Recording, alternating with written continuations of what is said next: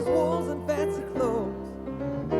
Let them tell you what you think you need to know. Some say you get what you pay for. Others say you get what you need. But if you ain't got shit to stand for, then why the hell do you play? Some people say that you get what you deserve. Others say you get what you get. But if it don't break your leg or pick your pocket, why judge a man on how he lives? So go ahead and turn on the morning news. Drink your coffee and eat your everything bagel too. Oh yes, and make sure you let them tell you who to hate today. It's gonna change tomorrow anyway. Some say you get what you pay for. Others say you get what you need. But if you ain't got shit to stand for, then why the hell do you bleed? Some people say that you get what you deserve. Others say you get what you get. But if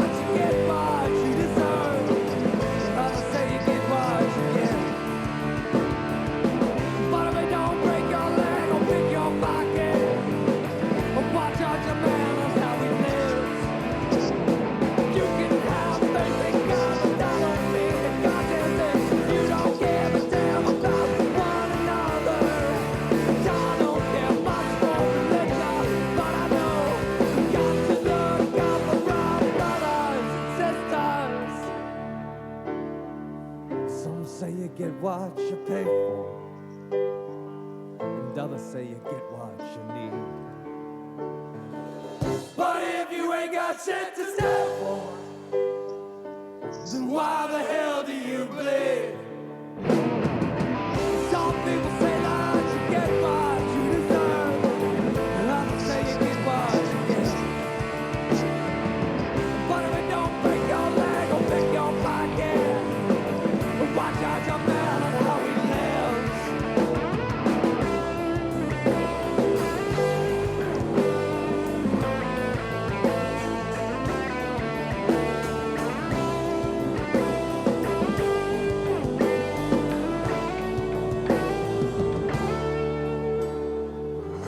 So go ahead, turn on the evening news. Let them spoon feed lies to you. Hey, hey, hey, everybody. Welcome to Booze and News. How's it going? Oh, shit, let me get this logo. Fuck. Already getting there. All right, check this down. Boom. Over here. All right. How's it going, everybody? We got Albert in the house. Hey. There's Hey. Albert's in the house. Albert's in the house. Let's see, we got Jonathan. We got me. Hey, we're here. Welcome to the show. We got some new lights this week. Hope it looks a little bit better. We're trying to get that production up to a little bit. Of course, Albert's joining us in Skype land today because of coronavirus. And we're being safe and shit. But cheers, Albert. You got your drink on you? Cheers, I do. And also, cheers to Good Problems. That's the band that gave us that song in the intro. Evening News. That's a perfect song, dude. First of all, It's a great song. It has the name Cheers in the name, in the band name, which is all about drinking. Yeah. And then it's about the news. And the song, the lyrics are great. Go check out Cheers to Good Problems on iTunes, Spotify. Albert and I are dressed up today because this is the last show of 2020. This is kind of celebrating 3 months of Albert and I doing this. And also, my birthday is fucking coming up, Albert. Oh, shit. I'm about to be the big 3-3. Do you have any 30 tray. Any plans? You got any plans? Yeah, I'm hoping to not get COVID for my birthday. That's what my birthday is consisting of. So I'm probably going to be staying home alone. I actually think, and this is just my opinion, I don't really know. I don't know if I told you this, but I actually think I got COVID on my last birthday. I think I was one of the first people in America to get it. Because I went to the hospital. I don't know how much I should divulge here. I was with a lady friend that I met at a bar, and we exchanged bodily fluids, I guess, and I ended up getting really sick about 4 days later and going to the ER. Couldn't breathe. Was passing out, and they told me they were like, oh, it's negative strep and it's negative flu when they gave me the test, and they gave me a bunch of steroids and antibiotics, and in like 2 days I was better. But yeah, so that was right around the time we were learning about coronavirus. So who the fuck knows, man? But yeah, this year I don't know, dude. Probably nothing. Well, that's nothing wrong with that. You're playing it safe. You're playing it smart. Yeah, it sucks, but it is what it is. Yeah, this whole year's fucking sucked, dude. It's okay to suck a couple more days. That's how I see it. We gotta stay calm, and we gotta, relax. Let's just get rid of fucking 2020. Oh, I made a meme. You want to see this? Let's see. This is how the fuck I feel about 2020. I haven't even showed you this one yet. Here's a surprise for you. Where is it? Here we go. This is how the fuck I feel about 2020. Right there. That's how the fuck I feel about 2020. Yeah. So yeah, dude, 2020 has sucked ass because it ruined a lot of my plans. It killed my job, and I had a really good job and I loved the people that I was working with, and it sucks. You know what I mean? I felt, even though I wasn't making a lot of money, I felt happy working at the theater and working at the brewery and getting to do stand up, and I was hosting shows every week, and I was putting on sketch comedy shows in Houston, and no one else really was, and I was happy with myself, and so yeah, I got down. There was about 4 months I just felt useless, and you know what? I'm happy. I'll tell you what. The good thing about 2020 was I'm happy that I got to work with you, and that you got me out of my depression to work on this show. So thank you for that. And hey, man, I appreciate you telling me that. I really do. It makes me feel good, and I appreciate you, bro, because I feel like we have a chemistry. Yeah. And that shit's rare, and it's hard. It's hard to talk to people, especially right now when everyone's on edge. But yeah, man, we've always just been able to chill, and even when we get heated at each other, it's just because we're passionate. You know what I mean? Exactly. I want to talk a little bit about the news, getting into it right away, and that's that in the past week since we've been gone, Trump pardoned a bunch of people. Did you see any of this? Have you seen any of the pardons? Pardon means fire? No, pardon means he absolved them of their crime. He erased their crime. Oh, okay. Federal this crimes. I haven't heard about. All right, so let's go into it. Let me see if I can pull this up. So here is a list of the pardons. Let me go in here so I can scroll around. Ba-doop, boop, ba-doop, doop, doop. All right. So this will show you the crimes that the people did, and this is just in the past couple of days. Look at all these pardons. So here's this 22nd. I mean, and some of these people had were fucking criminals. They were obviously guilty. Hold on. Okay, so you're telling me that this list is individuals in prison, Trump... in prison, or they served their time in prison that he got. When you're pardoned, that's like erasing the crime off of your record. It's gone. No longer is that on your record. How many of these guys are politicians? Or some of them, or some of them are. Yeah, some of them are politicians. Some of them are lawyers, friends of his that were corrupt shit. That got indicted on conspiracy charges and shit that they were doing because they worked with Russia and whatever. Yeah, so there you go. That's insane. Well, his time. Here's the deal: is it is not uncommon for presidents to, right before they go out of office, to pass a lot of pardons. Right? Obama actually did a whole bunch. We could look his up if we wanted to. If you guys want to at home, just go look up Obama's pardons. He did, but he pardoned people who were not necessarily related to him, although Bill Clinton, I think, famously pardoned his cousin or brother or something like that. But Trump's pardons were all for like most of them were for people of like his allies and shit that stuck with them through the whole Russiagate and shit conspiracies where he was, which Trump, by Right. the way, I believe is still looking at a grand jury for after he's when he becomes a regular citizen again, when he's not a president, because right now he's protected. So Right. anyway, that's just something interesting that happened in the past week. But hold on, that is some sick ass. I mean, I hope people watch our show and can realize how fucking crazy this country is, and like the power that these people have. I mean, it's insane. Whereas as regular citizen, as a regular American, I hope people understand this. As a regular American, you have no power as of this moment.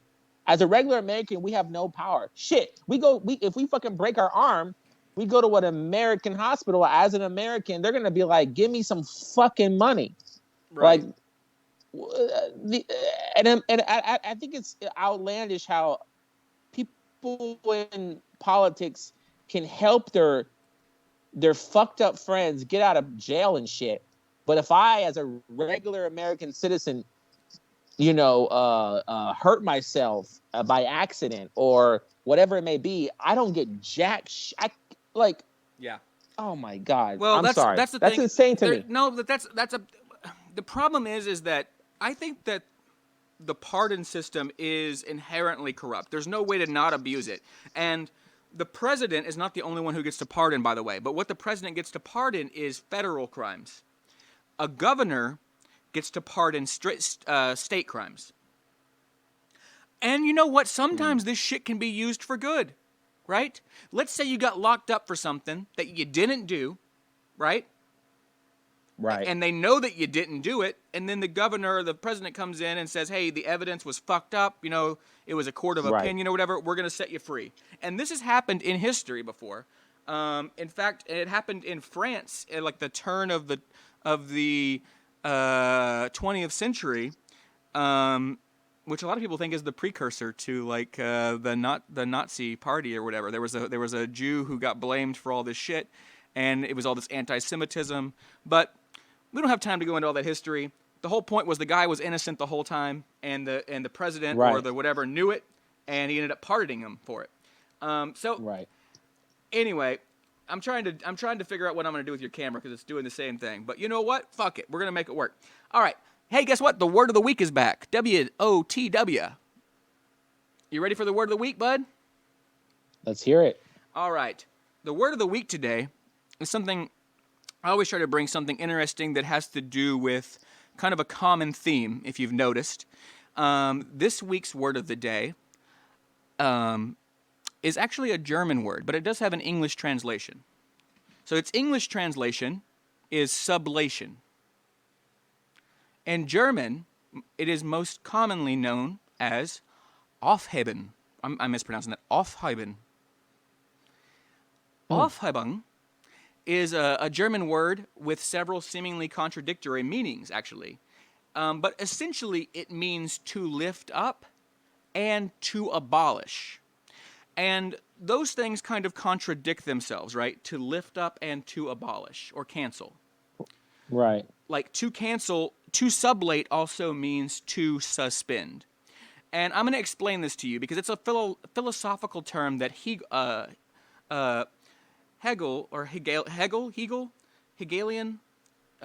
used. Hegel, I believe. He used it. This term sublate. This is the definition. So the entire flow of the meaning from the original German word Aufhebung arises from its basic associative picture, which in German involves simply lifting something from a lower place to a higher place, such as from the floor to the ground or into your hand. Something lifted from the ground has thereby been taken away. A legal ban may be lifted, and thus may, in effect, be done away with. You understand? So they lift the ban, but it's also done away with. So it's like lifting something, but also suspending it. So it is inherently contradictory. And it's a term we use in philosophy and in science, actually. Here's an example. On the other hand, something lifted up may in fact be preserved or saved for later use. Physically or even spiritually, someone may lift up a person who has fallen and save him from impending destruction. Here we have affirmation. The picture of something being raised to a higher level can be abstracted and then applied to intellectual constructs. Someone might say, let's take this thesis to a higher level, right? Right. For instance, it is now commonly said among physicists that classical Newtonian physics has been sublated by or within relativistic Einsteinian physics. In other words, it has simultaneously been negated or superseded and affirmed or confirmed to be valid, but only within a wider relativistic context that was not suspected of Newton. So the thing is that with physics, people still kind of hold on to Newton beliefs, even though they know that the Einstein beliefs have now supplanted them, right? Mm-hmm. That they have superseded them in their correctness or in what was perceived to be true. But it's not completely negating the Newtonian understanding, right? Right. So it's a very interesting concept. It's basically saying that something can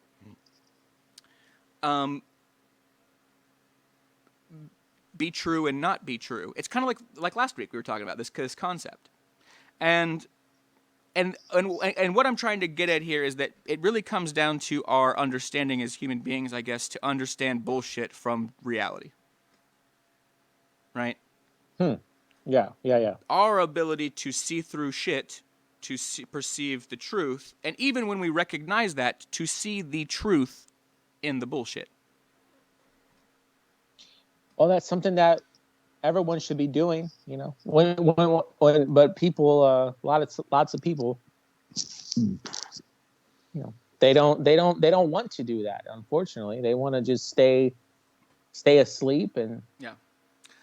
Well, yeah, we've talked about that a lot. People just don't give a fuck. They only care about themselves, and they don't really care about anything else, right? That's why it's easy to buy into distractions or whatever, because you don't have to think about the world. It's like people are so willing to believe they live in a simulation, but they are also basically living in their own self-simulation by just not giving a fuck about anything, by only caring about the bullshit and never thinking about reality. Right. Well, I know people that live to basically just survive. Like their existence is to go to their job and then come home, watch TV, and go to sleep. Like, yep, that's a lot of people, dude. And that's a lot of people, and that's the we can't keep doing that forever because it's not natural. That's not what we're supposed to be doing. Basically. It definitely doesn't help our species. So anyway, no. This is Booze and News. I'm your host, Jonathan Fleissner. We got Albert Deleon here. That's right. And this is our end of the year 2020 wrap up. We're going to go ahead and move into our regular topics. We will be right back with some U.S. news. Have yourself a drink and stay tuned. Here we are, your host, Jonathan Fleissner. Albert Deleon. And we've got the fucking U.S. news for you. And right now we're going to do a recap of 2020. You ready for this shit, Albert? Fuck yeah. It's gonna suck because this year sucked. So let's fucking play this video. Hell yeah.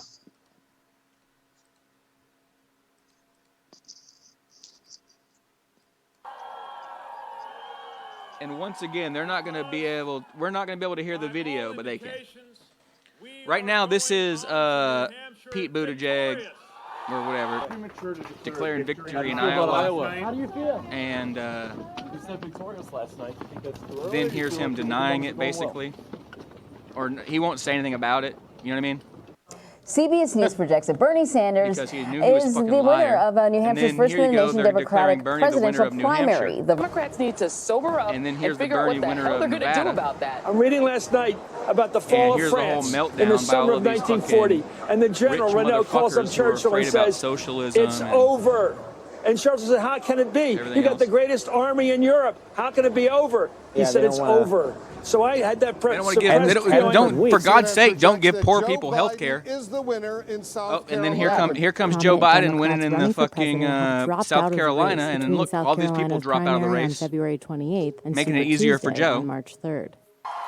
Oh, but Elizabeth Warren, she's going to stay in, make it harder for Bernie. You don't get what you don't fight for. I am in this fight. And she U.S. said politics. crazy shit Elizabeth about being Warren is Indian or ending some her bullshit, campaign right? for the White House. Native The American. Yeah, Massachusetts senator Native was Amer- seeking the Democratic nomination. damn. but Democratic presidential race yeah. has just been reshaped. I'm by sorry a to be politically surprising correct. That's just Super it is Tuesday. fucking yeah. Joe Biden won It's 9 always of the something, dude. It's 14 hard. state Dude, it's primaries honestly last hard, I night, get you. including Texas. But yes, here's Because what you after a think- poor this showing is in what the happened. first This is what contest happened. of She 2020. dropped out Bernie right Sanders after Super ended Tuesday. his Just presidential fucking campaign today.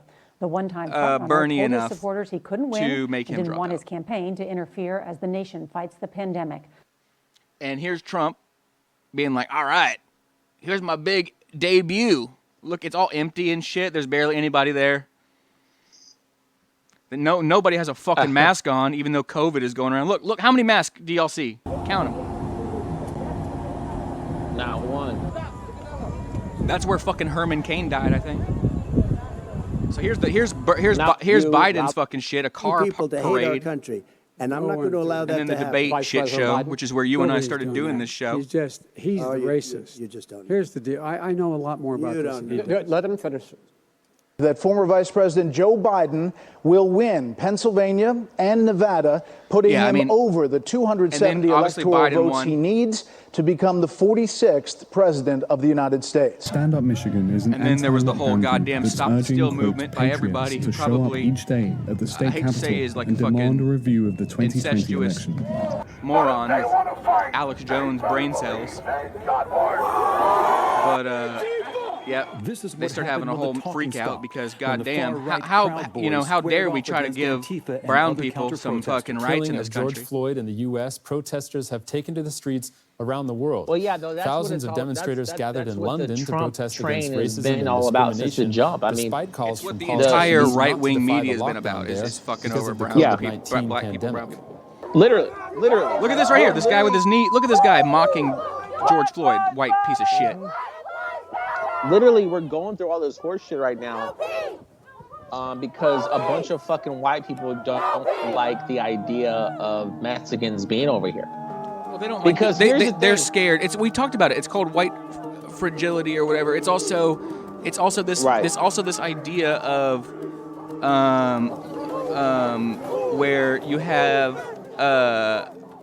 remember we talked about this white genocide. Oh my God, there's going to be so many brown people making babies that white people will become a minority. It's bullshit. It is pseudoscience. It's not real. And all it is it's just fear mongering by a bunch of fucking racists. And then here, look, here's all the fucking televangelists freaking out because all their prophecies are wrong. This lady right here reminds me of my mom. The clay jar This lady right here reminds me of my mother. Should you be saying that? I don't know. And if it be necessary, My mother's not going to watch this shit. another voting day, whatever it takes. Not yet. under Maybe your one day kingdom she'll be like, of God God." damn. Smash the delusion. I should have loved my kid more. Father of Joe Biden is our Yeah, president. she. Well, it's called mental illness. What you're looking at is mental illness. That's all that is. Yeah, it's crazy. These are all crazy motherfuckers. We've been talking about this on the show. White national, dude. All this year's been a crazy year. So let's just start from the beginning. They fucked Bernie out of the primary. We got Joe Biden versus fucking Donald Trump. Yippee fucking kaye. So I guess every leftist like us is like, well, I guess we're rooting for Joe Biden because we can't let Donald Trump win because look at these fucking crazy assholes that like Donald Trump. They're fucking racist. Pieces of shit. They're fucking like basically the fucking Klan. They're Nazis. Right. The Proud Boys. That's just Nazis. They're burning shit. How do you think you're a good guy and you're burning shit at a black church as a white man or whatever? Right. Like, what part of your brain does that make sense? And You're the these good guy. guys will go on, and the Proud Boys will go on air and be like, we have no affiliation with those people. It's like, yes, you do. Because the Proud Boys don't understand that their message and what they're about is influencing people with mental illness.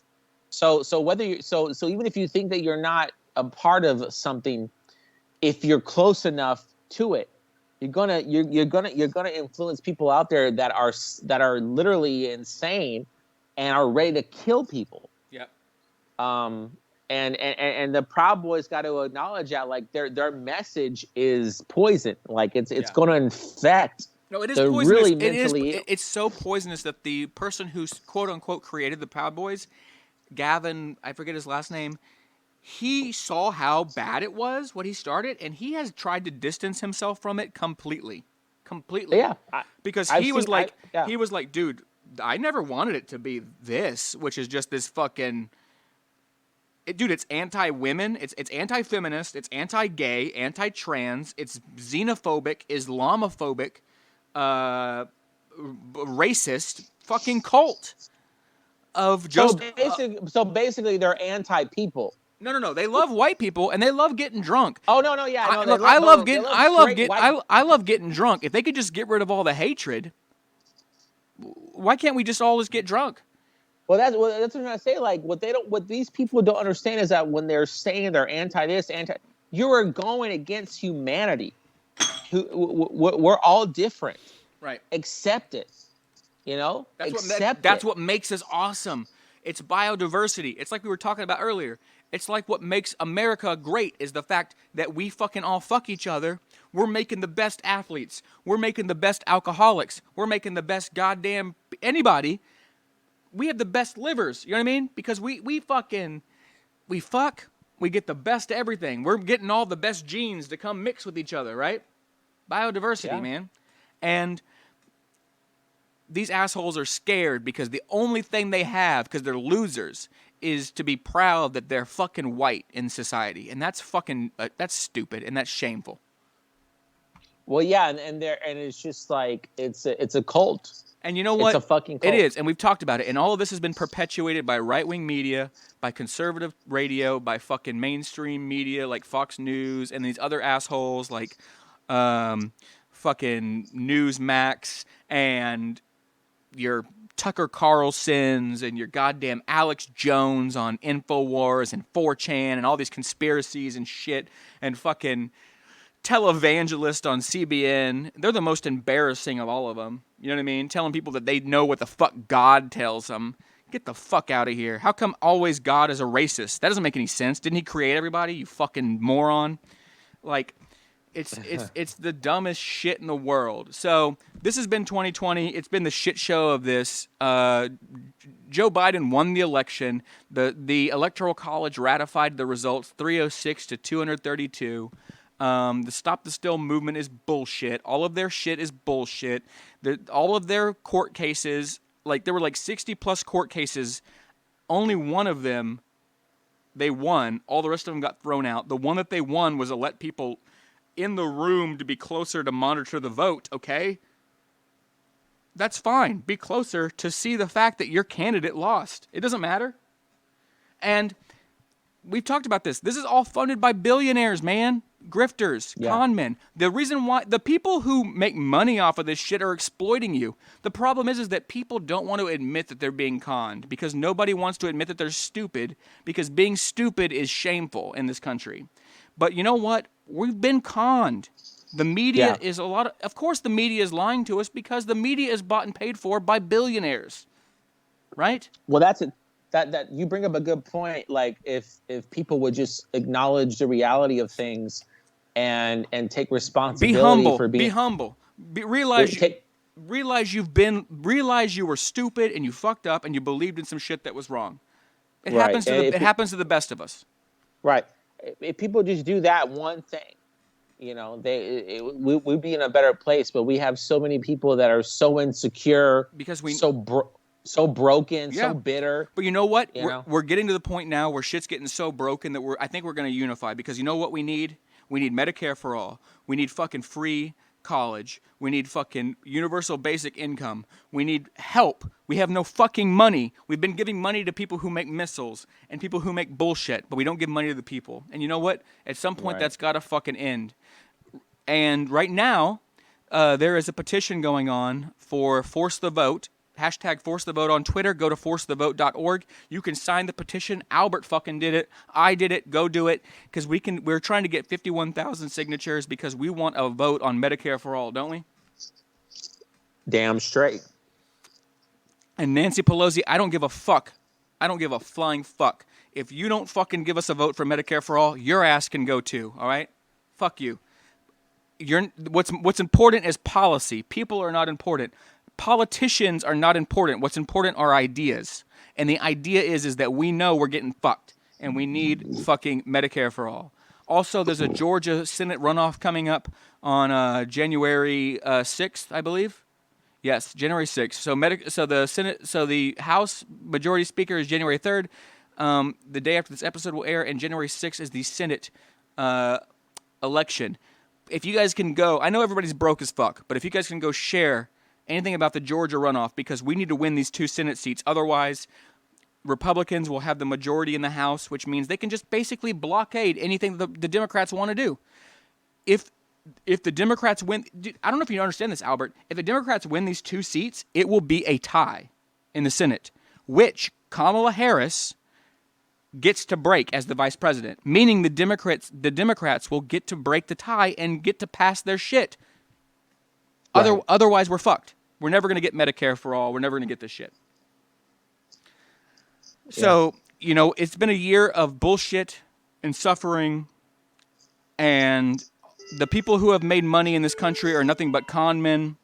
Fuck Elon Musk. Fuck Alex Jones. Fuck Donald Trump. Fuck all these motherfuckers. Fuck anybody who sells alpha brain, super pills, because if you sell any of that shit, all you've done is lied to people, and you're not helping fix things. The way you fix things is you do exactly what Albert and I are trying to do right now, which is to get people to go fucking use your voice for good,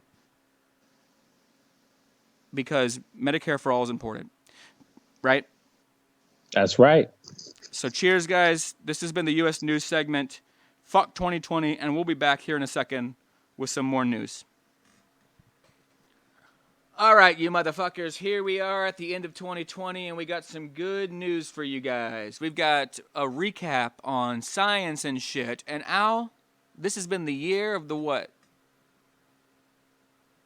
Of the aliens. That's right, of fucking aliens. We've seen so much crazy alien news this year. I don't think we've ever had a year that's been like this with alien news. So it's hilarious to me. I'm a bit of a skeptic. I'm not gonna say I'm a cynic, but I'm just skeptical because I want to see proof. You know what I mean? I want to see proof. But we've got some good clips to show the people, right? We sure do. All right, so let me start playing these clips. Let's see what we got here.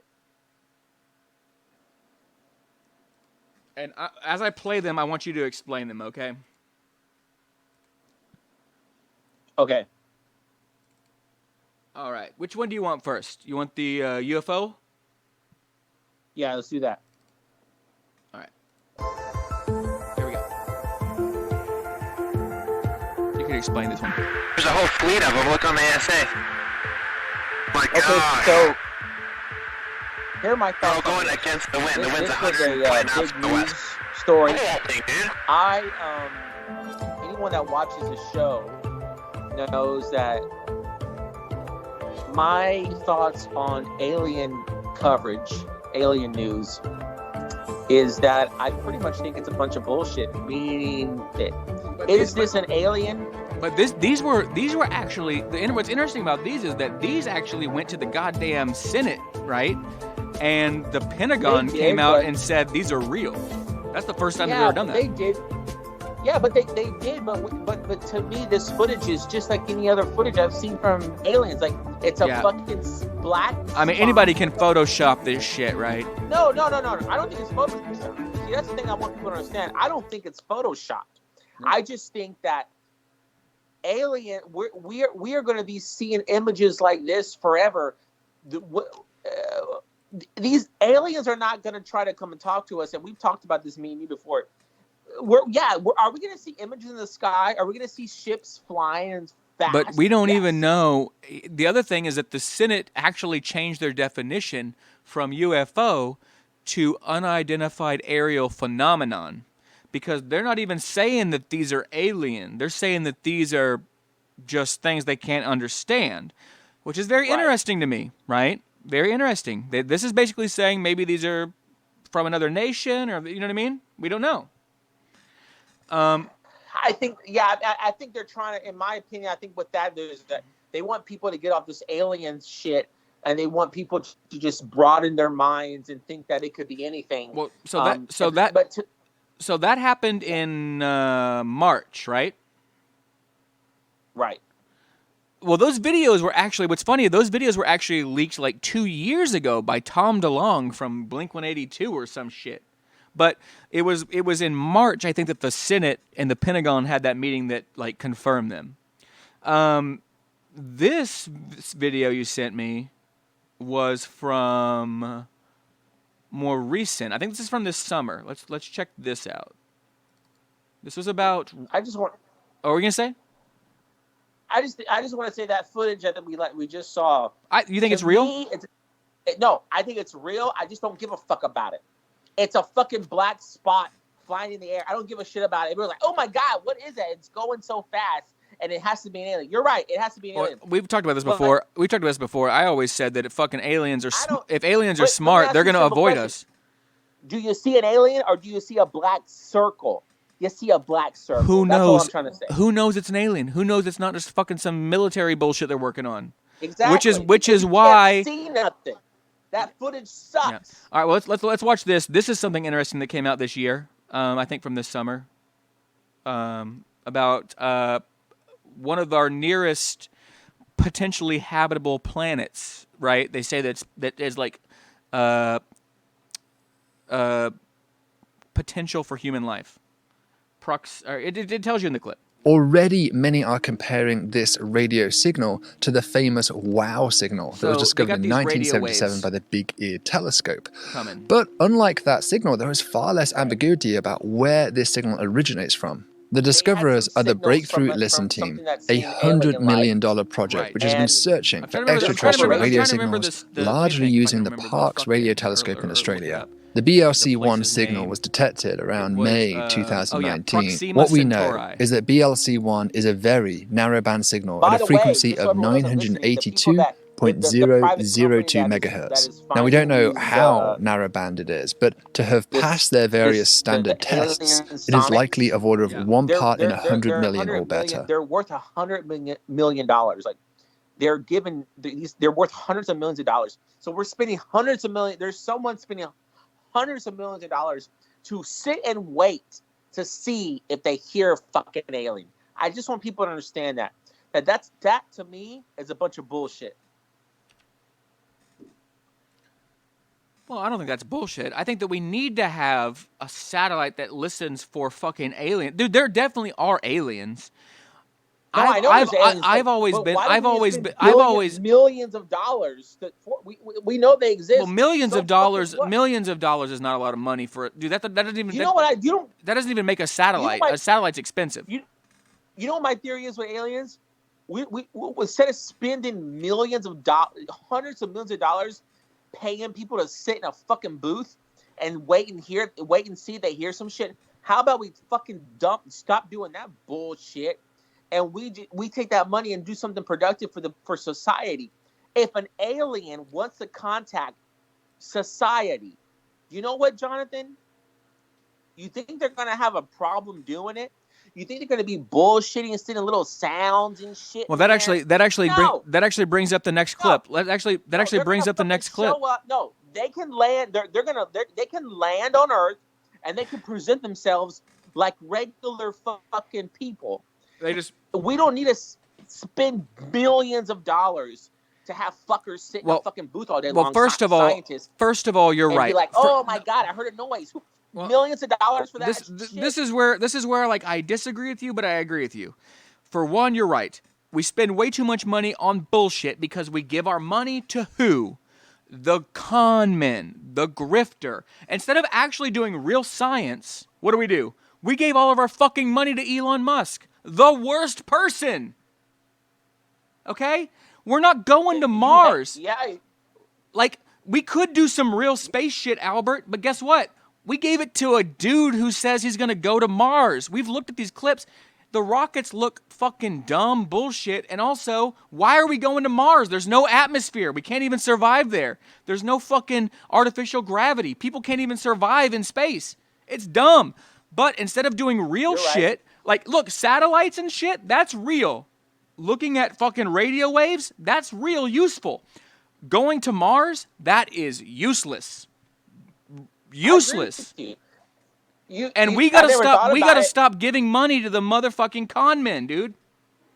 I agree with you, but the government loves to do it. The government loves. No, but look at how many people love fucking Elon. They love him. Oh, Tesla. It's because they think he's trying to save the planet with like green energy. He's a cocksucker, dude. He's like fucking Joel Osteen. He's the motherfucker who lies to your face, who fucking makes you feel good about yourself. I agree with you, and you're right, and I feel the same way about these little private companies that the fucking internet tells us are worth hundreds of millions of dollars. These, I mean, it's so fucked up, man. If aliens want to present themselves to us, they are going to do it. They don't need shit. They don't need shit. They can get here in a heartbeat. We don't need to be paying people to fucking sit in a goddamn. We don't need to look for them. They'll find us. Their fucking aliens are gonna show up. You think no matter what? You think we're gonna find them? We're like basically shaved monkeys. We talked about this. They're gonna find us. You know what I mean? If they want to talk to us, I think if they're fucking, I think if they're smart, they're avoiding us because we're stupid. I mean, they're fucking aliens with fucking spaceships. We don't need a fucking 5 scientists in a fucking lab waiting around to see when they're going to show the fuck up. Let's pull up. We got 2 more clips you gave us. This is actually a funny one, which actually would argue against what you're saying. And this is about dead aliens. This is an article that came out this year that said there may have been intelligent alien life in the universe, but they're all dead. This is a philosophy. This is a theory. The Milky Way may be full of dead aliens who were annihilated by their own science and technologies, study suggests. The Milky Way galaxy may be home to alien civilizations, but according to a new study there is a strong probability that most of them are dead, and their own progression led to their demise.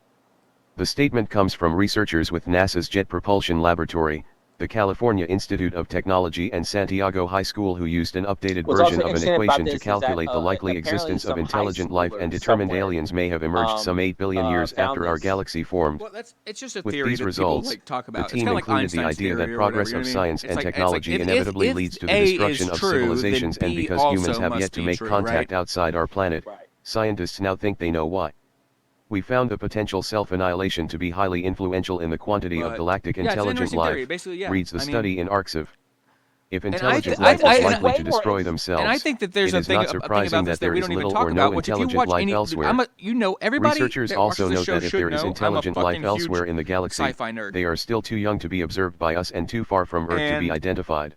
Artificial intelligence is a huge theme in science fiction, and almost every time in science fiction that artificial intelligence comes into play, they always tell you that there's like a feud between them and biological life that destroys biological life. So according to that theory or whatever, right, they're saying like something destroyed all of this biological life. And, you know, it presents itself like maybe our investment in artificial intelligence may be the thing that eventually destroys ourselves every time.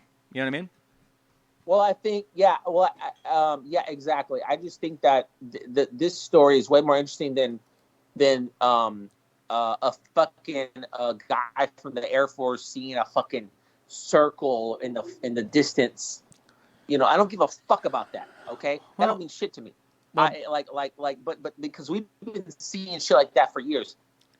But hearing a theory on the why, but we've never had the. But we've never had the thing about that you're right about. We've had all of these instances, Albert, where that's happened over the years.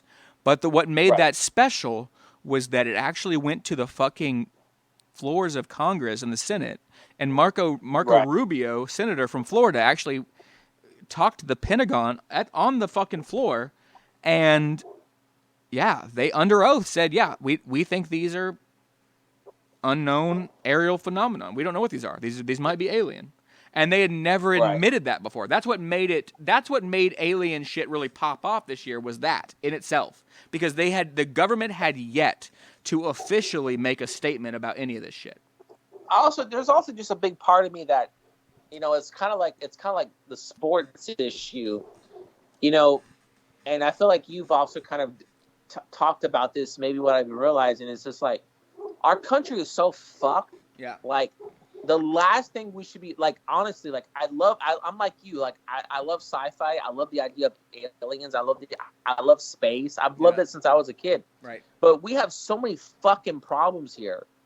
We really don't have the privilege to be worried about motherfucking aliens. Like, I think you're getting into it, Albert. What I'm saying, I think you're getting to my point, which is that this is a scapegoat. This is a distraction.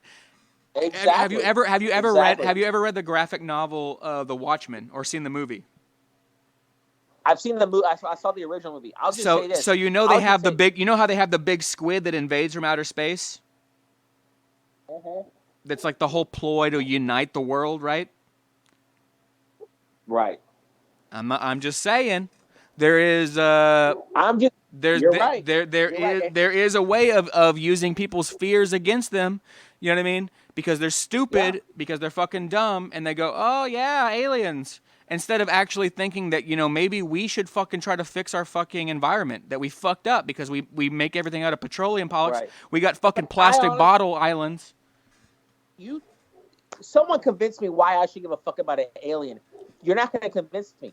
The alien is either going to show up and want to kill us, which we have no control of, or the alien is going to show up and want to sit down with the president and have a conversation.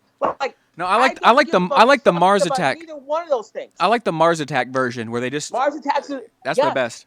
Yeah, because it's a comedy that's very outlandish, but in reality, that's either going to be like that, or they're going to fucking show up. Oh, so you think so? The aliens are going to do one or two things. They're benevolent. Show up and do nothing. Right. They're going to show up and do nothing, or they're going to show up and try to start killing us. Well, actually, or there's like the I forget the guy's name. One of those things don't mean or shit there's the aliens, which is my favorite. We got to end this segment, but my favorite alien, just so you know, we can get into this. Your favorite alien, my favorite alien. My favorite aliens has always been Alien the movie, which the xenomorphs, right? And if you guys if you guys watch any of that shit, the xenomorphs were created by the creators, right, to kind of like as a control population type thing. But yeah, I don't know. I don't believe in benevolent aliens or whatever or any of that shit. I believe in chaos, and I believe in chaos theory, and I believe that we have fucked the planet up, and we're afraid to take responsibility for what we did, and in lieu of that, we're going to blame anything. We're going to blame China. We're going to blame aliens. We're going to blame time travel. We're going to blame whatever, because we just don't want to basically accept the fact that we fucked up and it's our responsibility to do something about it. What's your favorite sci-fi and what do you think? Oh, I love actually growing up, Mars Attacks was one of my favorite movies. Also, I love Interstellar. Yeah. I love the Alien series, just like you mentioned. I really loved Prometheus. I love that movie. That's part of it. Yeah, that's I forget that guy's name, man. I should look that up. I'm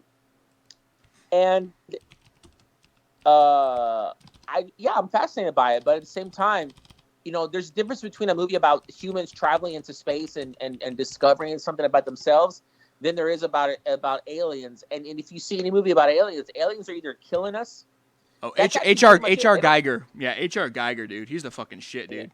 Because, I don't give a fuck about no goddamn shit some Air Force jet fighter saw in the sky. Well, I don't give a fuck about it. I don't give a rat's ass. Well, I'll tell you, no one else should give a rat's ass about it either. Well, you know what, Albert? We got to end this segment, but I guarantee you something. I guarantee you something right now. This is not the last alien news we're going to have on this show, because I am pretty sure going into 2021, we're gonna have more fucking alien news because this is what we're gonna see something else in the sky flying 100 miles a minute. They're gonna try to give us an alien or some shit. We're getting to this weird point right now where we need a distraction because people are so stupid they can't even. Oh, how the fuck does a coronavirus happen? You know what I mean? It has to be aliens. Right. We can't ever fucking believe the fact that this planet has been around for a billion years and viruses and shit know how to evolve. It has to be some dumbass religious extraterrestrial excuse for everything. So, all right, well, cheers, man. This has been science. We're going to move on to our next segment. All right, here we are with global news this year, and typically we've been talking about protest series. Because it's the end of the year, though, we wanted to talk about coronavirus. Okay, Albert? Let's do it. And so let me make sure our audio sounds good. Let me hear you. Hey. All right. So I'm going to pull this up. And what we're going to do is we're going to do a little timeline of coronavirus in 2020 and see how this went from something that nobody was super worried about to a massive problem that we don't even fucking have under control today. And that is 2020. This is the story of 2020. This is the year of the pandemic globally.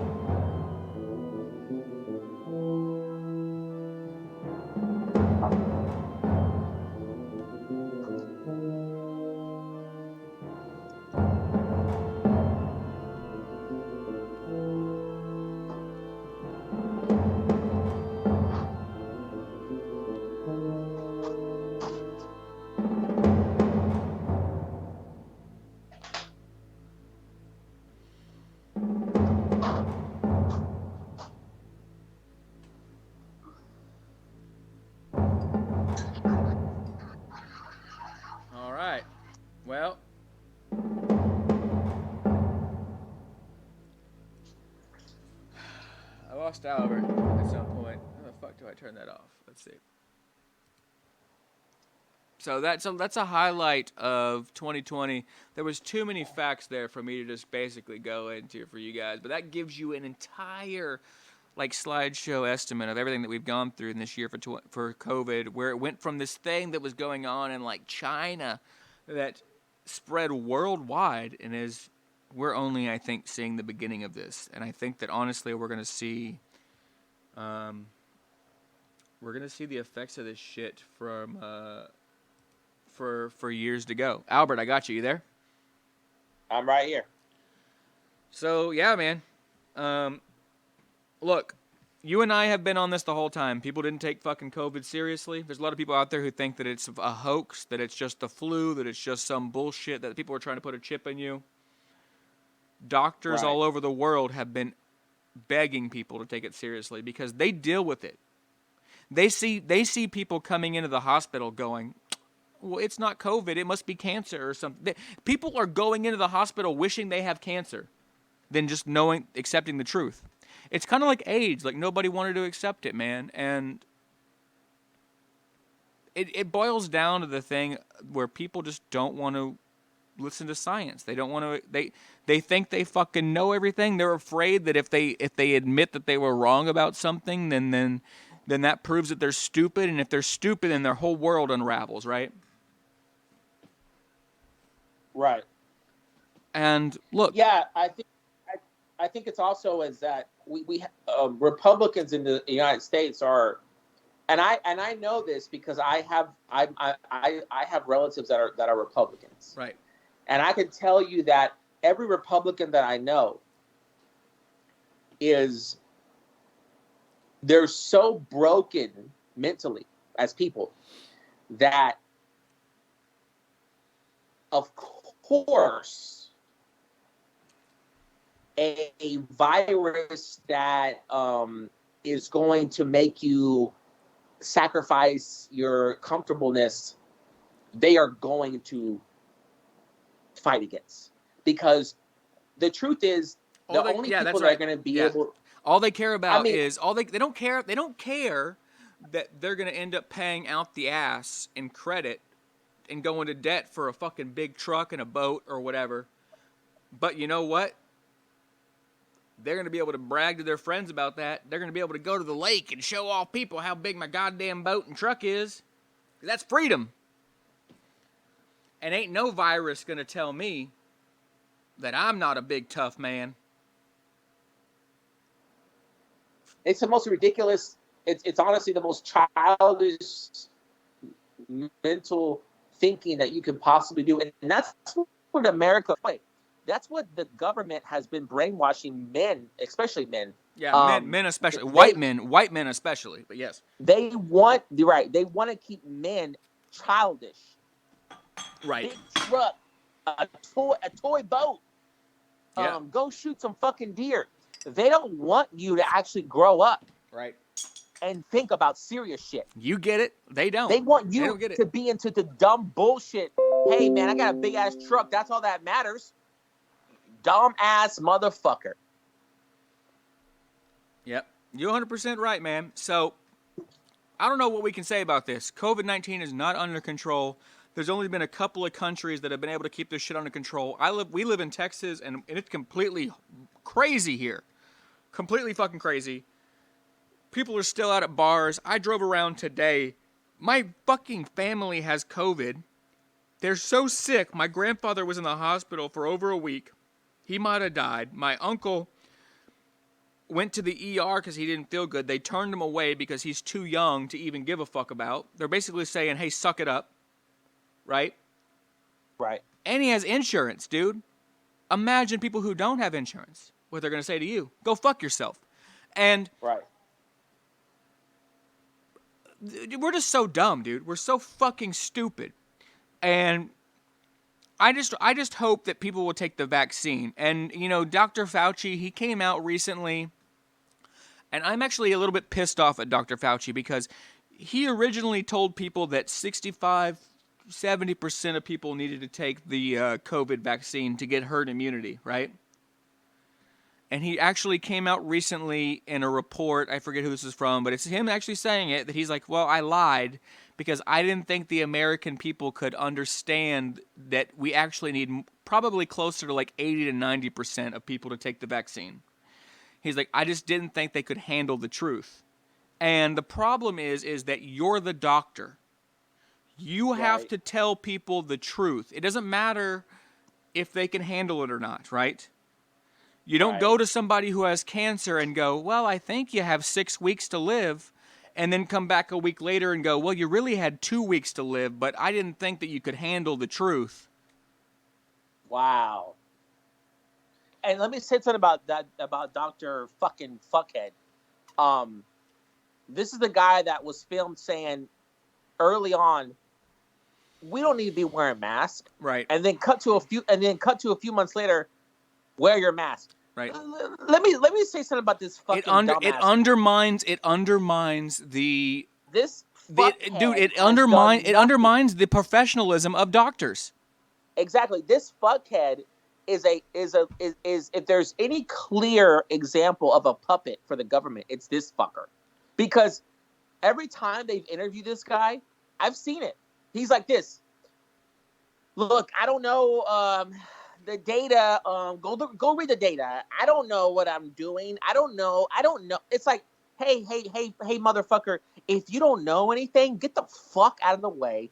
Why are we even talking to you? Yes. He doesn't. All he does is say he doesn't know. He's not for sure. Yes. He never knows anything. And here's the deal. Here's the deal. If he look, science doesn't work in absolutes always. So if he was at least honest and said, look, herd immunity may take somewhere between 60 to 90% of the population getting the vaccine. We don't know. Right? Right. That's better than lying because you don't think they can handle the actual number. You fucking idiot. Because when you lie, all you're doing is you're giving these MAGA people, these Trumpers that think that this is all a hoax, you're just giving them fuel, man. Right. So anyway, this has been fucking our global segment, and I know it's been mostly focused around Dr. Fauci or whatever, but the whole world is fucked right now, and I hope that everybody wears their mask because from what I understand, the best way to prevent person-to-person spread is that we all wear our mask, and let me just say something real quick. Let me tell you how fucked up the government is. They got my dad, my fucking dumbass dad. They got him telling me and my wife. Yeah. My dad's telling me, hey, by the way, don't take a vaccine. Yeah. Okay. But mind you, your dad probably took every vaccine, like tuberculosis, fucking measles. I bet you your dad has had all those vaccines. Yeah. Oh yeah. No, he did. He did. But but this is what happens, dude. This is the fucking and we talked about this before too, I think. Maybe not on the show, but in private, where you get these fucking people that think that they're alpha males and they know everything. They're smarter than doctors. They're smarter than scientists, right? Right. And that's a disease. That is what you just mentioned right there. That's a fucking disease. These fucking baby boomers. Yeah. That literally start to lose their fucking minds. Yep. Hey, don't listen to the doctor, son. Listen to me. You listen to you. The fuck do you know? What the fuck do you know? The fuck do you fucking know about medicine, motherfucker? You've lost your damn mind that much. You're so much in your head that now you're smarter than a fucking doctor. Dude, my dad doesn't even eat vegetables because he thinks they're bad for him. Get the fuck out of here. Oh yeah, you don't eat vegetables. You don't have a right to say one fucking word about health. Yeah, because vegetables are bad. Meat's good for you. That's like the fucking what do they call that shit that people do? The fucking dumb meat diet. I forget. It's so stupid. I can't even like give a pocket of my brain to it. You know what I'm talking about? Yeah. No, I know what you're talking to, but it's just like, asshole. You're like so many people's followers out there. I know I'm not the only one. You're right. They fucking watch the news. I'm smarter than that. I'm smarter than that. Hey, son, don't take that you dumb motherfucker. Take that fucking vaccine, you dumb motherfucker. We got. Hey, Albert. You know what? We probably could rant about our dumb dads all day, but you know what? That's a whole show on itself. That's a whole show in itself, baby. This has been the global segment. This has been COVID-19. Everybody in the world, I hope you get the vaccine. I hope you wear your mask because I don't want nobody to die unnecessarily when all you got to do is fucking wear a mask and be careful and get that vaccine, baby. So we'll be right back. Cheers, guys. All right. Hey everybody, welcome to Booze and News. Today's cocktail of the week, we're gonna actually have to cook here in my kitchen. So welcome to the kitchen. My parents' kitchen, I should say, is not my kitchen. What we're gonna make today is called mulled wine. It is a holiday tradition, and you can usually see it around Christmas or the New Year's. And what you want for this is a few simple ingredients you might already have on hand during the holidays. First main ingredient is going to be a red wine. I have a Cabernet Sauvignon that I'm going to use for this, which is actually a pretty strong, bold red. You might want to use something a little bit spicier. This is just what I have a lot of bottles of, so I'm going to use it. You're going to want to go on low heat, okay? And you're going to dump this entire 750 milliliter bottle in according to the recipe, all right? Now, if you want to half this recipe and just do half a bottle, go for it. You can do it. It's easy. So, but what you're going to do is you're going to add this bottle of red to this pot on low heat. All right? Low heat. Okay?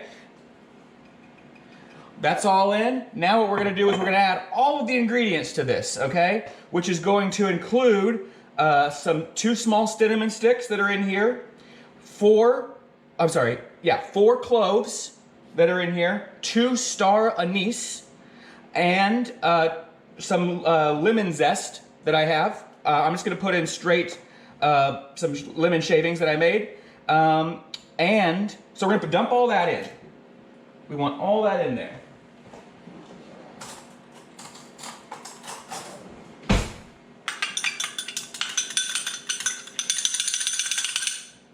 On low heat, okay?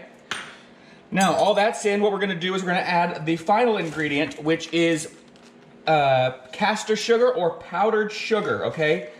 It recommends that you do not use regular sugar for this. So you're gonna wanna use powdered sugar. So if you had anything for funnel cakes or whatever on hand, you're going to use that. Now, it takes a lot of sugar for a bottle of wine, actually. It's 4 tablespoons.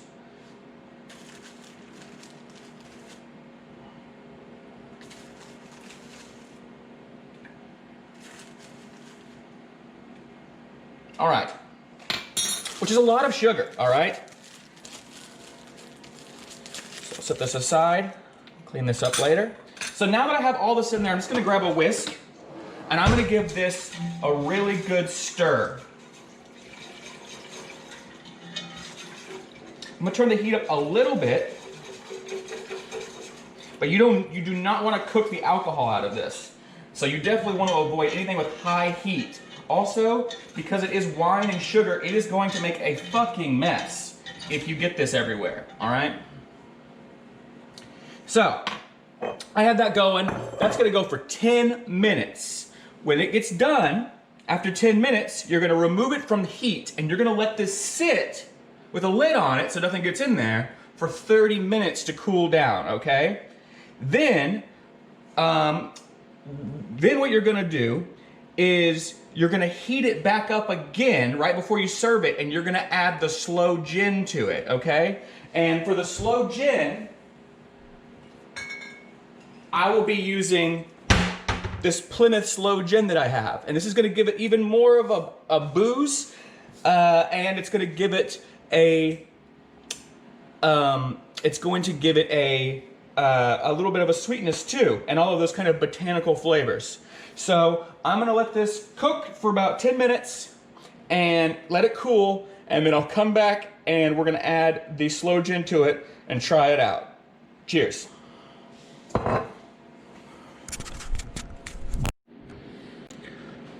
All right, you guys, we're back. We let this rest for about 30 minutes. we're just gonna warm it up slightly now.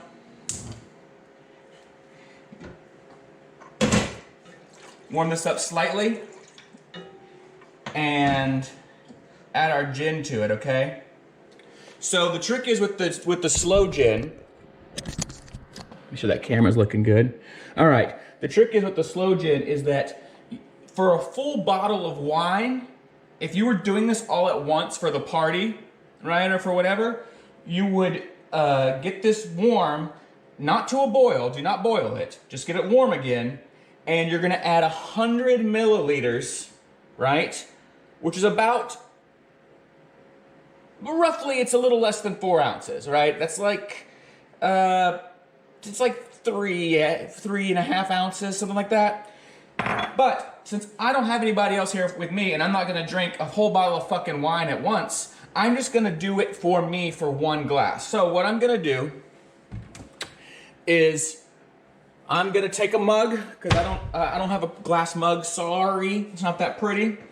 And I could put this in a wine glass, but I'm worried, I don't know if they're tempered or not, so fuck it.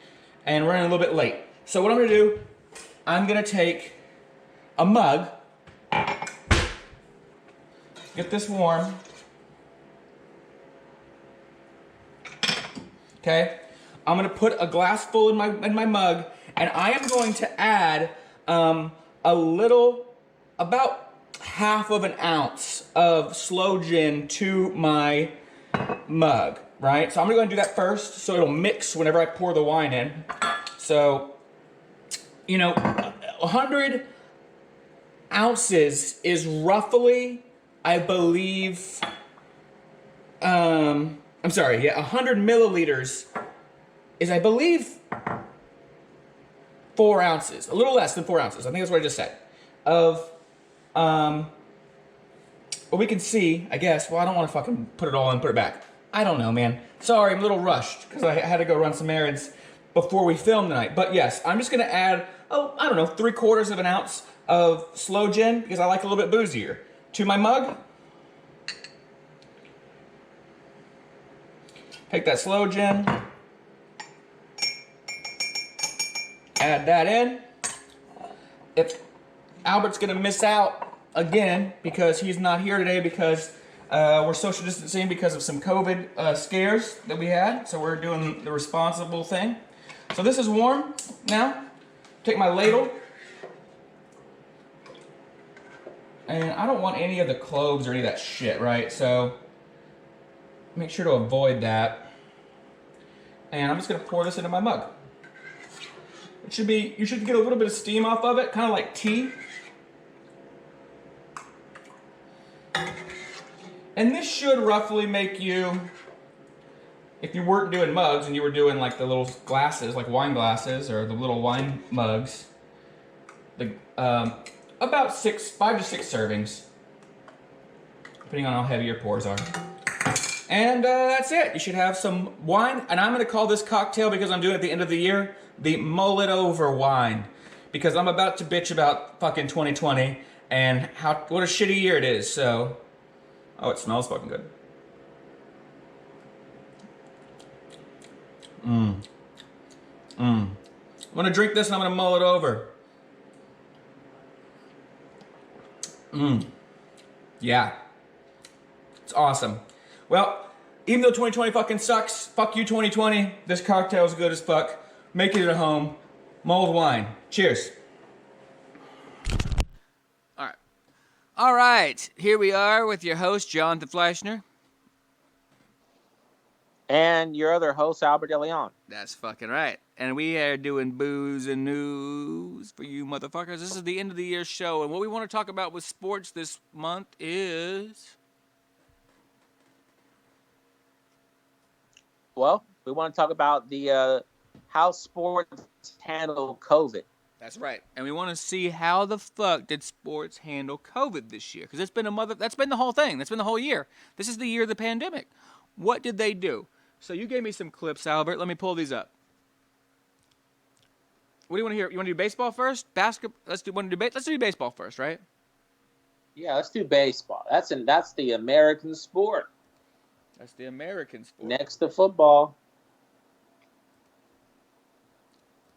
All right. Well, here's baseball. Here is a clip. That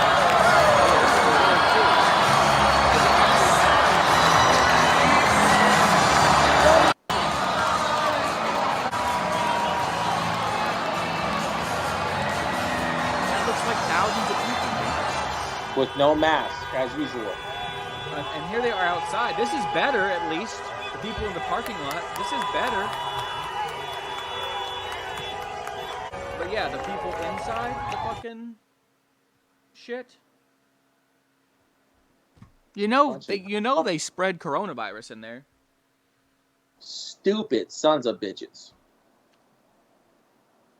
I think you had another baseball one too. Let's see.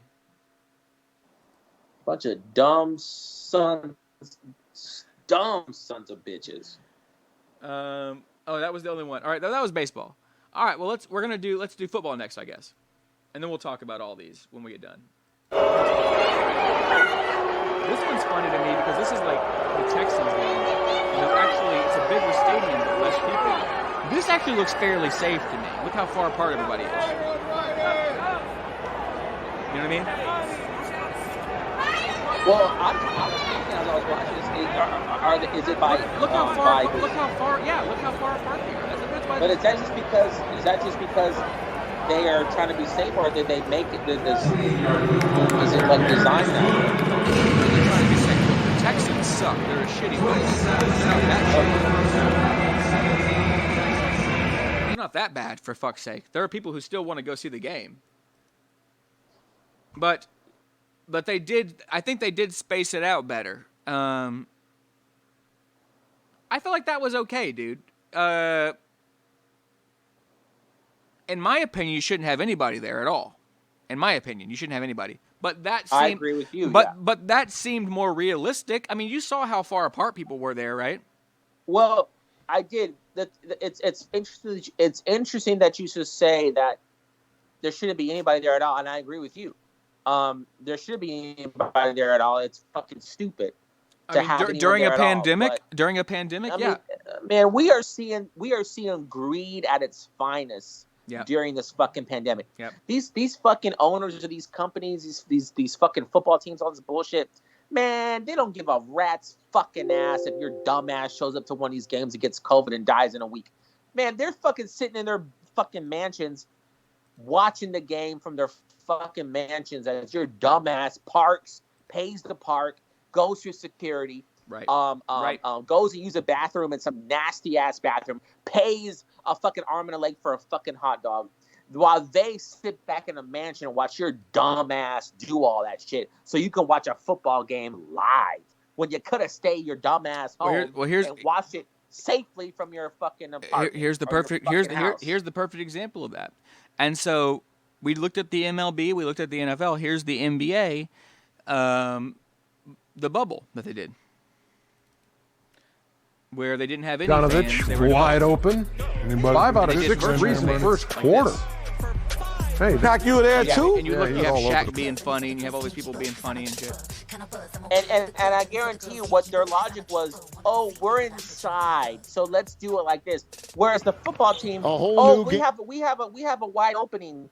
We have a wide opening for the football. We have a wide opening for the baseball, so we can have fuckers still show up. No, you can't, you dumbass. You're still going to go to the bathroom. You're still going to go to the bathroom and take a piss right next to somebody.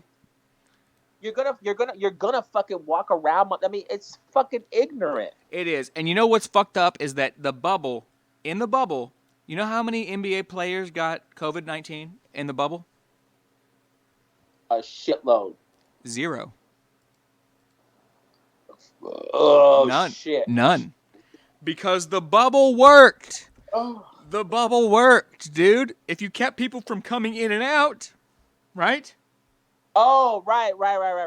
It worked. But you know why the NBA players hated that? Because, well, how are they supposed to bring their hoes in and their bitches and party and live a lifestyle? And it's not about just being a fucking basketball player or whatever, or an NFL player or a baseball player. It's about, I'm a fucking baller, dude. I'm a fucking pimp, and I live a lifestyle. You know what I mean? And that's what this is. That's what this fucking is. And that's exactly why I've talked about why on this show I'm personally gonna have a clear message to my viewers that y'all have to get out of this spell that this sports industry has put people in, where they think they're watching some legit fucking game, and you're not. You're watching a fucking controlled billion-dollar industry with players who don't even care about the game, because you just mentioned it. There's a fucking pandemic. What do they care about? Bitches and all this dumb shit. I mean, they don't give a fuck about their fans, the fucking city they play for. They don't give a fuck about the city or the fans. They give a fuck about their dicks and their fucking wallets. That's all they fucking care about. Well, shit, there's a horrible lag, and I'm sorry for the fans of this show that want to watch this show and they expect us to be like on our shit. We're trying to learn, you know what I mean? We're trying to figure our shit out, but we're bringing you the real truth right now. It's more important than any of that shit. And if you're a fan of the show, I hope you realize that. Like, we're gonna figure out what the fuck's up with the production. That's on me. But you have a valid ass point, Albert, and that is that if you want to be the best in the world at a sport, right? You can't be thinking about fucking partying or whatever. They'll tell you that. The best people in the world will tell you that. And it shouldn't matter if you're playing in a bubble, if you're playing in a backyard, if you're playing in front of 5 million people in Madison Square Garden, right? Or whatever the fuck the capacity is there, like 30,000, right? It shouldn't fucking matter. You want to watch authentic people play a game strictly based off the game. Go watch Little League. Or no, go watch video game players, guys who play in their house, right? Right. Online, they're playing. Or do that. They're playing for the love of the sport, aren't they? Yeah. So exactly. I mean, so. And they don't gotta put people at risk. Yeah. The problem with professional sports is this: if I become a fucking professional baseball player, and I sign a fucking contract, and you start to give me millions of dollars to play a game I've been playing since I was a child, psychologically, I am not going to be the same person anymore. And so but that's the deal. There is a love of the game, man, and there are some people who really do love the game, and yes, I think that you have this philosophy that money is everything, but not everybody, Albert, not everybody came up struggling. Some people came up with some shit, so money isn't everything to them. You know what I mean? And so that's true. But a lot of these fucking players didn't have shit before. A lot of them did, but it just depends. And what I'm trying to tell you is that, and yes, you're right. It is a lifestyle. It is all that to them. But it's bigger than that. It's bigger than that for some of this shit. If you think Harden going out to strip clubs and getting fined by the NBA because he won't wear a face mask, partying with bitches and shit during a pandemic, right, has anything to do with his hard upbringing, you're full of it. That's all to do with his ego. That's his ego. That has nothing to do with anything else, okay? And so what I'm trying to tell you is that 0 NBA players got COVID-19 in the bubble. What does that say? The bubble worked. The bubble fucking worked. If it worked, why did they abandon it? If it worked 100%, goddammit, why did they abandon it? For money. Because the arenas are empty. Because these motherfucking owners of the team, they need their money. They need their motherfucking money. They don't give a shit. Has nothing to do with the fact that it worked. It fucking worked, dude. 0 players is 100% effectiveness. Okay? 0 players getting COVID is 100% effectiveness. Why? If that is like the best strategy. If that worked, why abandon it? Because of motherfucking money. So, there you go. That's sports. And by the way, you gotta have. It takes 2 to tango. So we have these owners, and then we have these dumbass, insecure players who are willing to risk it all. Bingo. Risk it all for some dumbass bullshit. What? For what? For fucking to make their ego feel better. Exactly. They already got fucking money. They already have money. They're millionaires. We talked about this before. Harden's making like fucking $34 million a year. But he needs to feel like a cool guy. Hey, if you're a dumbass sports player and you fucking risk your life for a fucking new Jeep Grand Cherokee or a fucking whatever, a Ferrari that year, then you know what? Fuck it. You got sick. You fucking deserve to die. You're a dumbass. Unfortunately, the problem is that Harden will probably be fine, but he will go get his sick grandma or his grandma's friends who are old sick. He'll probably kill them. That's what happens. That's the fucking sad part about coronavirus, is it doesn't actually fuck up the people who are idiots. It fucks up the people down the line who were just their family and friends. Right. So yeah, that's sports for 2020. Also, I just want to give a big fuck you to 2020 because I fucking hate it, dude. So cheers. Albert, the man, the myth, the legend. Let's do it, bro. Let's do this. This is the last economy session of 2020. All right, let's just get into it. I think we're recording. Let's go. So I was already saying that I was thinking that the economy was going to collapse because I had no faith in Mitch McConnell, that fish-face, ghoul-looking motherfucker, of passing anything. I thought that zombie recluse, inflated asshole would basically shit all over every American by denying us $2,000 checks. And we still don't know the result as of filming this of whether or not the Senate's going to pass this. Now, I've heard that Bernie Sanders is holding up the $2,000 stimulus vote if they try to negate it by doing a filibuster on the bill that's about the military budget. Because you know that all of these motherfuckers that won't give a single dollar more than $600 to people, they need that military money. Because those military motherfuckers, they give all these assholes the donations they need for their campaigns. Yeah. So fuck them. I agree. God damn it, why is it that there's this fucking 80-year-old Jew that's the only person that's fighting for us and goddamn the entire Senate, you know what I mean? It's really sad. Yeah, it really is sad, and I don't know, man. It's almost sometimes it's overwhelming to watch our government do things. It's like, and this is why I'm saying why people are going to be drinking more, doing drugs more than ever, because and I say drinking to me is the drug that's like most people are going to jump to drinking because it's the easiest. It's the easiest. It's the easiest one to do. It's not as taboo as all the other drugs. People are going to become more alcoholics than anything during this time because it's too overwhelming. The idea Explain that it to me. The idea that we live in this environment where the people that are making the biggest decisions for our lives are these old, corrupt, racist white men, and the idea of that alone makes you want to blow your brains out. So instead of blowing your brains out, what are you going to do? You're going to drink. You're going to fucking drink, or you're going to do something else. It doesn't matter what it is. It's all the same bullshit. It's all an escapism. Hey, I feel you. Hey, call me right back on Skype real quick because you got a big lag again. Let's get this straight for the people out there. All right. And while he's doing that, I'm going to explain to you guys that he's 100% right. And you know what? I am drinking a lot. I'm drinking a fuckload these days because I am depressed. And it is a fucking coping mechanism for mental illness. And it does suck. But I'm also a professional. And I know that when I get really fucked up, I sleep on my stomach. So it's a part of learning. Oh, the fucking Skype screen. There we go. There's my man. All Let me get everything turned on here. Remember, you're supposed to be like, hey, turn it all on. There you go. Oh, yeah. Make sure you turn it all on. It's all on. We all on.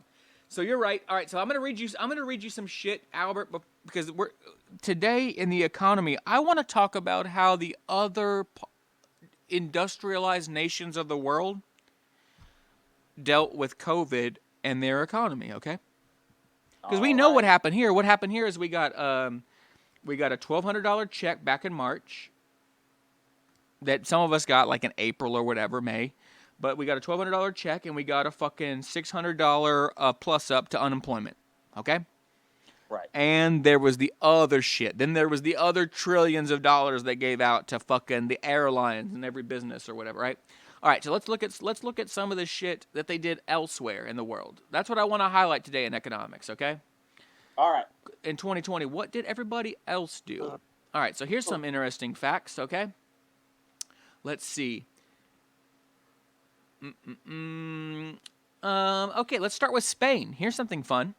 Spain is set to establish a permanent basic income for poorer residents, according to BusinessInsider.com. This was in March. How about that? UBI for poor people. Something that we've been talking about, Andrew Yang kind of prepositioned here, that got really popular during the pandemic. Just giving people who are poor welfare enough to pay their fucking bills. It's never going to be enough money to let them buy a fucking Cadillac and like be better than you. Is that what people are afraid of, Albert? That people are going to use this money to be better than them? It's never going to be enough money.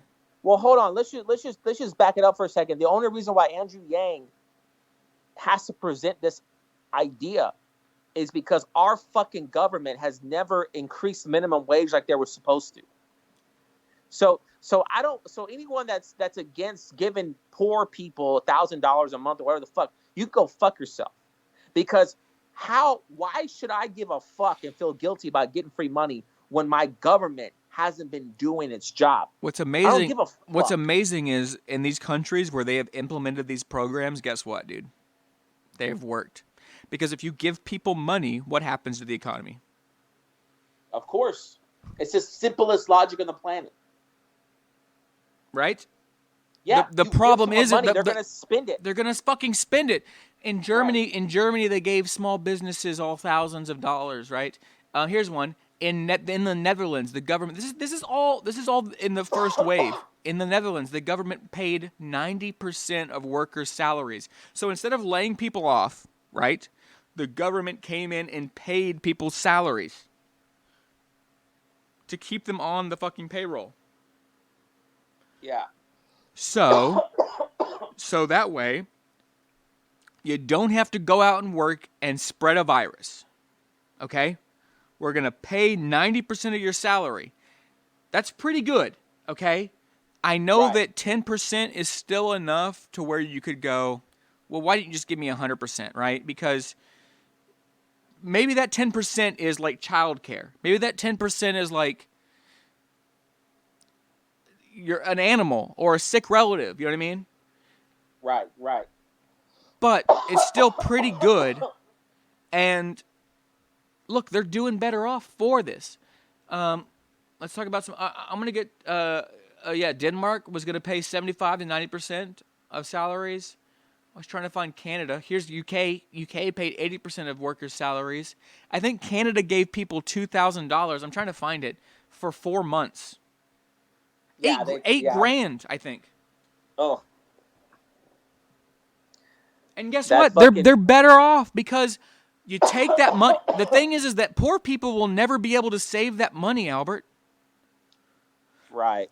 What are they going to do with it? They're just going to pay their credit card debt. They're going to pay their fucking land debt to the landlord. They're going to fucking pay all their bills with it. And so it goes back into the system. Exactly. This is why I hate the whole libertarian Republican argument, because they act like, oh, if you give people money, it's going to upset the system. No, it's not. Because all these people want to do is pay their goddamn bills. They're fucking. I mean, we're fucked. It's almost such a ridiculous conversation that it's like I don't even know what to say. All right, well, let's look. This was in May, okay? And so we know that we didn't get any more. So since May, we didn't get any more payments. We got a $1,200 check. We got that $600 payment for unemployment. If you qualified for unemployment, right? Not every American got it, which they should have. Every American should have got fucking $600 unless you had, let's say, over, $100,000 a year, right? Right. Then you're fine, right? because if you make over $100,000 a year, and you don't know what to do with the money or whatever, then you fucked up by just buying too much shit. It's really your fault because you just fucking got greedy. Okay? Right. But, all right, so let's talk about, because nobody knows how to live frugally anymore. Nobody knows how to fucking be smart with their money. Poor people do, but the thing is that everybody who doesn't want to be poor, they buy the fucking, I'm going to buy some tennis shoes that cost me fucking $500. It's absolute insanity. So, and I say this looking fly as fuck right now, but I guarantee that all the shit that I bought was on a budget. This fucking watch, like $30, Albert, if you can believe it or not, okay? So, all right. Let's look at where we're at now. We've got some numbers here. Explain to me what's happened to you with the pandemic while I look up these numbers. With unemployment and the $1,200 and how you're doing. Just tell the world like how it's affected you. And your wife, yeah. Me and my wife both decided that we didn't want to work our jobs during COVID because it wasn't worth the pay, and we got on unemployment, and it was great because we were getting that $600. We got that stimulus check. You were getting a decent salary and not having to risk your life for it, right? Right, exactly. So it was amazing, and we got even luckier that we were able to move somewhere that was a relative and be able to get out of our. We had to break our lease out our apartment. We broke our lease. We got the fuck out of there. We came and lived with a relative. We've been staying here ever since. And so we were able to get rid of our rent, our monthly rent. So a lot of that unemployment money was going in our pockets, and we were able to enjoy ourselves as much as possible during this insane time. Now,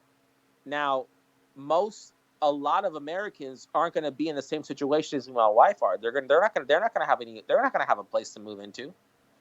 They're going to be stuck at their apartment with the landlord or wherever. And they have moratorium on rent right now. But you know what? They're saying right now that people owe thousands of dollars in back rent. Oh, I know, because when we broke our lease, and this is after COVID hit, and it was a worldwide thing.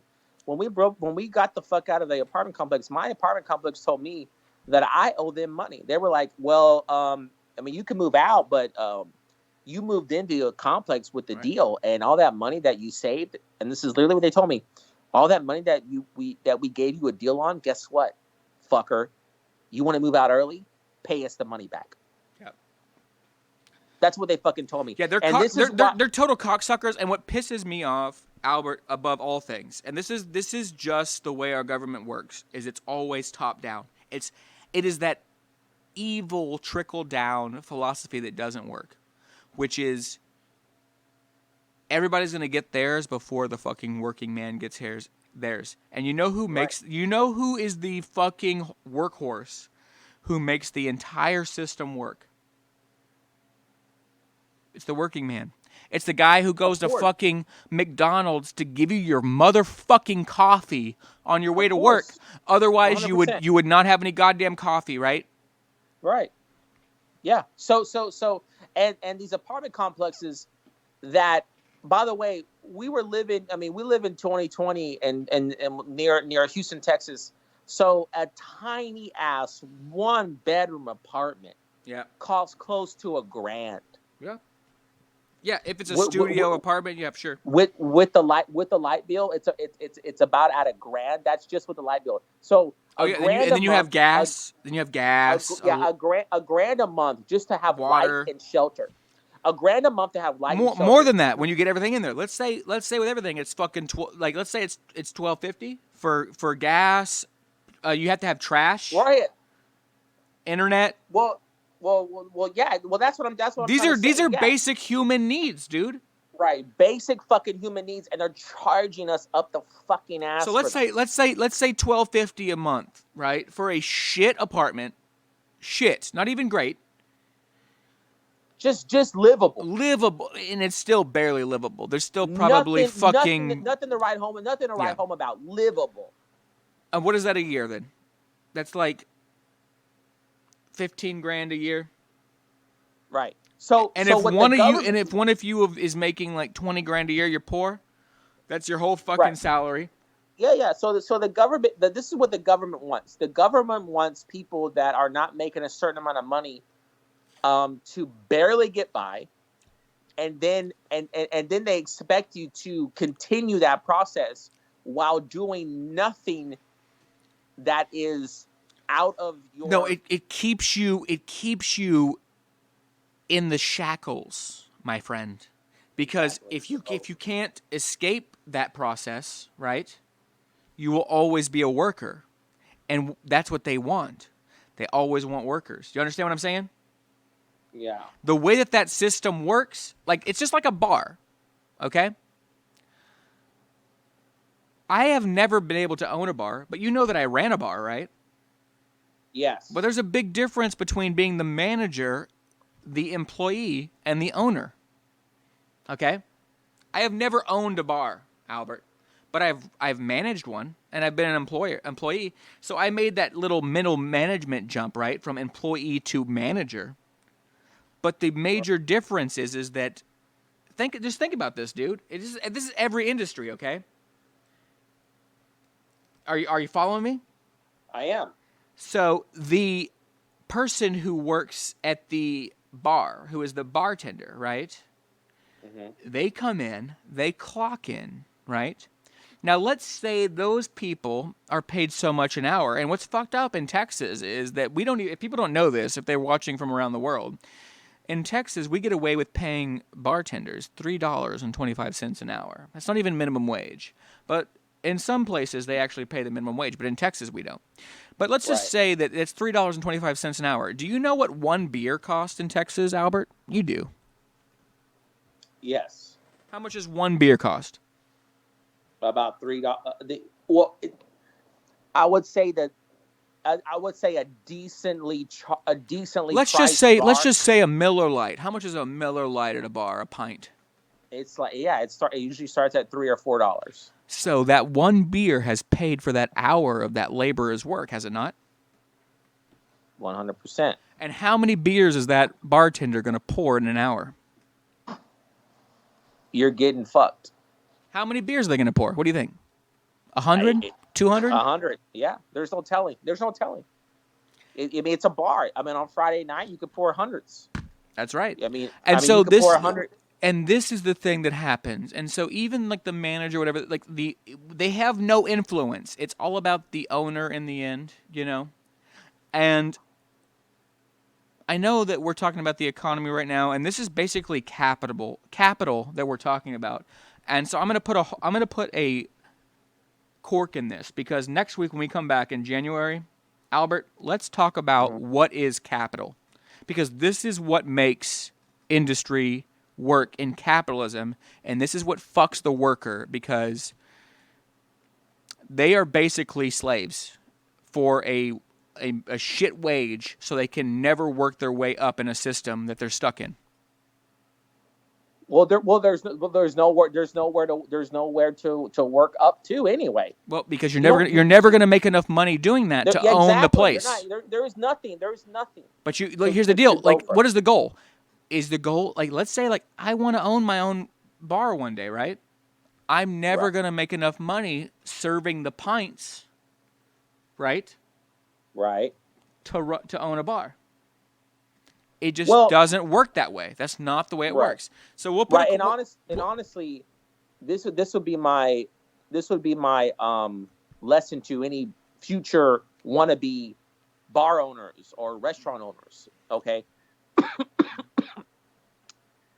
people need to understand what's going on right now in the government. Like, change is happening. If you're thinking about opening a bar, unless you're going into it already as a millionaire, you better not do it, because if you happen to open up a bar because you got lucky and got a loan, and you're paying your employees a bunch of bullshit ass wages, you're gonna get fucked later. And people got to understand this. No one needs to be opening nothing anymore. I disagree with you. What's going to happen, Albert, and this is what we've talked about on the show before, is deflation. And so everything is going to drop in price. Rent is going to drop because when the stock market crashes, it's a deflationary spiral. We've talked about this. Money becomes less valuable. Assets become less valuable, right? That means property, right? Which means, businesses are going to close. And what will happen is more people will adopt new businesses. Actually, so we'll put a button on this. We'll come back next week, and next week when you come back, what I want to talk about is capital, and how business owners make money off of their workers. That's what I want to talk about, because I feel like this is the main thing that we need to talk about, where people need to realize they're being exploited by the system. All right, sounds good. Cheers, y'all. And that's the economy this week. And that's the economy for 2020, you motherfuckers. We got Albert's Corner here. We got Albert here. We got me, Jonathan Fleissner. This is the last Albert's Corner of motherfucking 2020. And, Albert, you wanted to talk about something that is important to you, and that is the movie industry and the entertainment industry. Right. So, I didn't see the new Wonder Woman movie. I didn't see the first one that came out because it's something that I'm not interested in at all. I did. I saw both of them. I can tell you about them. I am not a Marvel movie person. It's DC. I probably was. It's DC Comics. Too. Right. DC. And see, that's how much I don't give a fuck, because it's like. It's like Marvel, DC. It's a comic book. I mean, but anyway, the point that I'm making is that comic book. Can we show before we get into it? Can we show the people the clip? Let's show it to them. Before you give your opinion, can we let the people see it? You cool with that? Let's show it. All right. Let's see what they think. Let's pull this up, and then we'll get your opinion and mine. Let's see.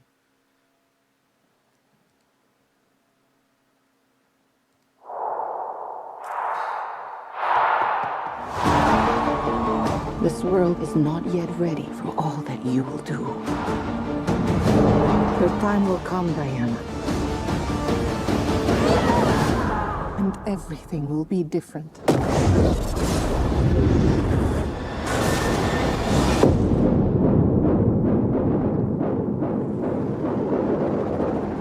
Citizens of the world, I'm here to change your life. Anything you want, anything you dream of, you can have it. You look like you saw a ghost. Diana, look at you. It's like not one day has passed. I don't want to be like anyone. I want to be an apex predator. You've always had everything, while people like me have had nothing. Well, now it's my turn. Get used to it.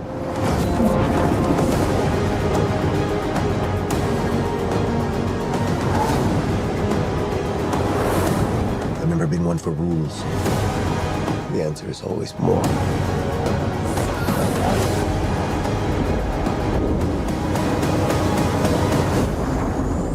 The way I fly, they will never find us. I forgot to tell you. What? Radar. Will they shoot at us?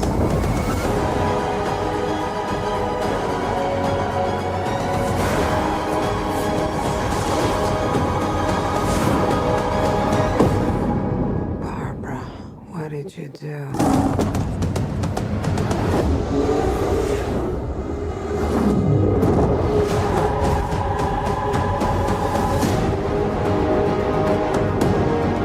You know, I'm not so keen on this one. I figure you are, but you know what? I'm ready to go. I think we can do better. Parachute pants? Yeah, Does everybody parachute now?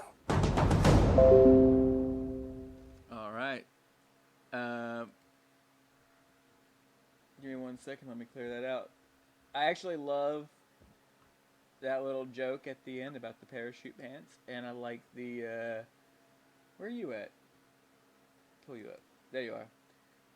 And I like the fanny pack, which I think the fanny pack needs to make a comeback. The fanny pack is awesome. The fanny pack is useful because as a man, I hate sitting on my wallet. It is stupid that I keep this thing in my back pocket that I have to sit on, like the George Costanza wallet. You know what I mean? Yeah. But anyway, that's not here nor there. Albert, we saw that clip, Wonder Woman 84. I watched the movie. Do you want to hear what I thought about it? Or do you want to go into it? No, let's hear you first, and so I can go off. So I watched both of the movies. I'm actually a huge comic book nerd. I grew up reading Marvel. Not really so much DC, but I did read some DC. I read the JCLA, and I read the, I watched Batman. I read some Superman, of course. It's very American. But the comics that really caught me as a teenager were X-Men. The whole thing with the mutants and being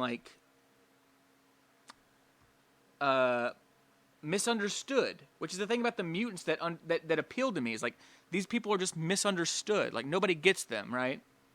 And so yeah, the people that know me, they know that I'm a big comic book fan. I've read the graphic novels. I've before the Marvel Cinematic Universe or the DC Universe or whatever. I was a big fan. I was really big into the comic book movies for a while. I got kind of burnt out because there's just so many of them. It just seems like there's an endless chain of movies. But with that being said, I did watch the first Wonder Woman movie because in my opinion, Wonder Woman is the biggest female protagonist of DC Comics, right? Uh-huh. And so if they're going to do anything right, they're going to do Wonder Woman right. So I watched that. Kind of like Superman. She is the female equivalent of Superman, okay? Mm-hmm. It was an okay flick, right?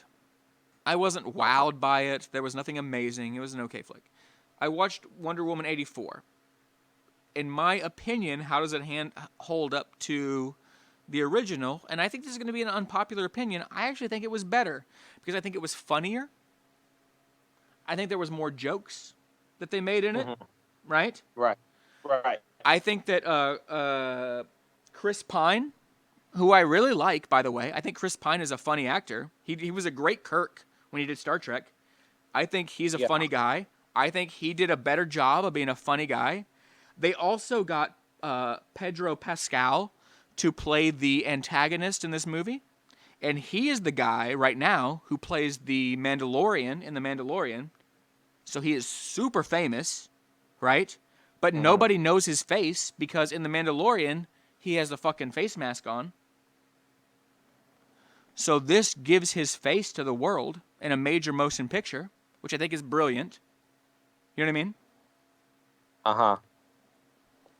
I think there are good points to this movie. Now, if anybody wants any kind of substance of this movie to it makes a big point, then I think you're looking at it for the wrong reasons, right? Right. Yeah, I mean, I'm not a big comic book movie person from the jump, so we are coming from. I actually though loved Spider-Man, Batman, X-Men as a child. I collected comic books. I didn't read them because I'm a dumbass and I have ADD. I collected the comic books. I collected. Yeah, but you looked at them. You must have read through them at least, cards. or whatever. I used to. I was into Spawn, so I loved comic books as a child. And as a teenager, The Tick was one of my favorite. By the way, when I was little, I loved The Tick, and I'm so. I watched The Tick too, but my point is that Martin Scorsese made a good point. If anyone that doesn't know what Martin Scorsese is, I know Martin Scorsese, yeah, but for our fans, yeah, he made a controversial comment about comic book movies. Yeah, a couple of years ago. He said that they're not real cinema. And Robert Downey Jr., who plays Iron Man, was on Howard Stern, and Howard Stern brought this up to Robert Downey Jr. Of course, Martin Scorsese is like the king director in Hollywood. He's like the god. Everyone respects him. They asked Robert. Yeah, he's up there. But you know what? They asked Robert. But can I tell you this?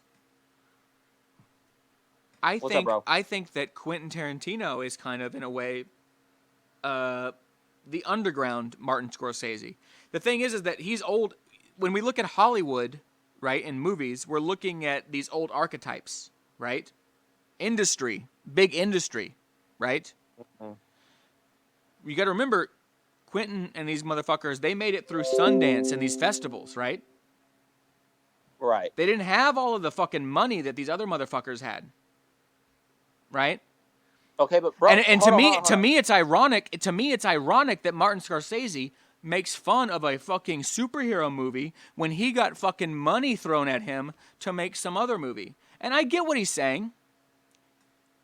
But I get what he's saying. This is the point I'm making. Martin Scorsese is the most he is, and I know this because I know this for a fact. He's number one. No, he's not number one. Not in my book. He's not in my book. If I was to name a number 2 director of the century or whatever, Stanley Kubrick is mine. Number one. Number one director of the last century.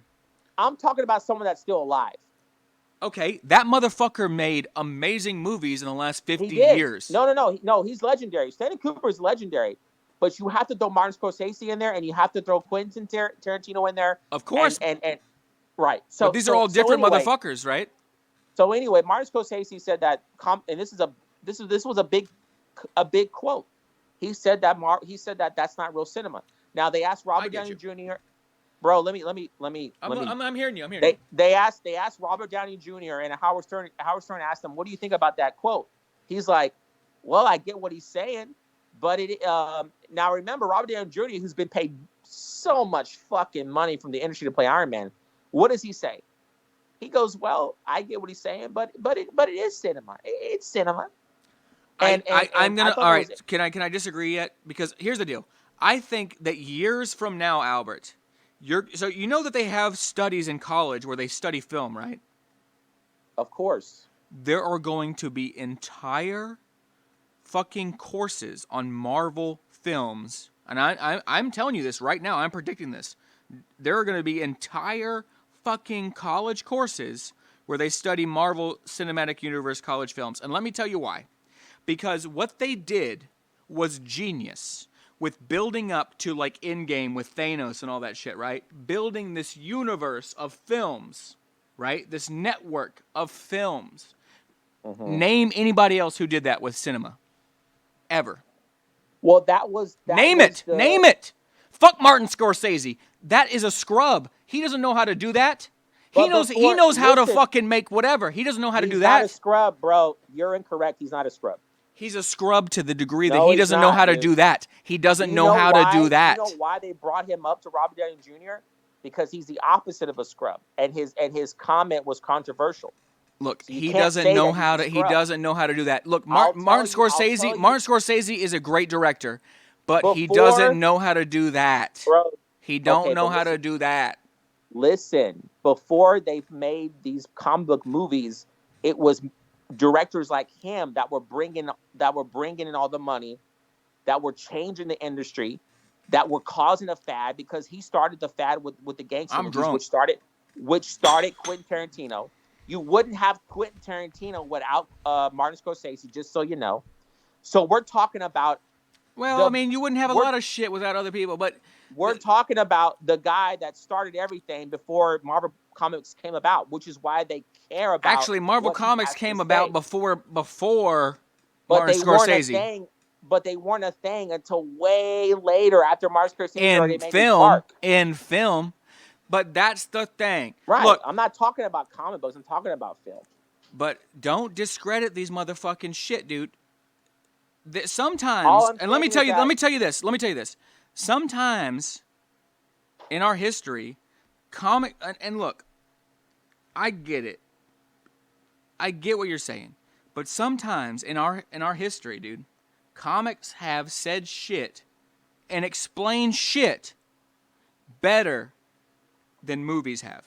In a comic book, but I'm not talking about, bro. We're not talking about the comic books. We're talking about. But they've done it in the movies too sometimes. They and some of these movies they are great. I'll admit, but this new Wonder Woman movie sucked, and everyone was talking about. You haven't even watched it. You haven't even watched it, bro. But here's the thing. Have you watched it? I haven't. All right, so don't say it sucks. You don't even know. I'll tell you this. There was some dumb shit that happened in it, but I actually think it was good. I actually think that character, Pedro Pascal, that he played, so he played a genie. Okay? Yeah. I think that was a cool dynamic. Well, here's the thing, dude. A good movie has to have a lot of different elements in it to be considered good.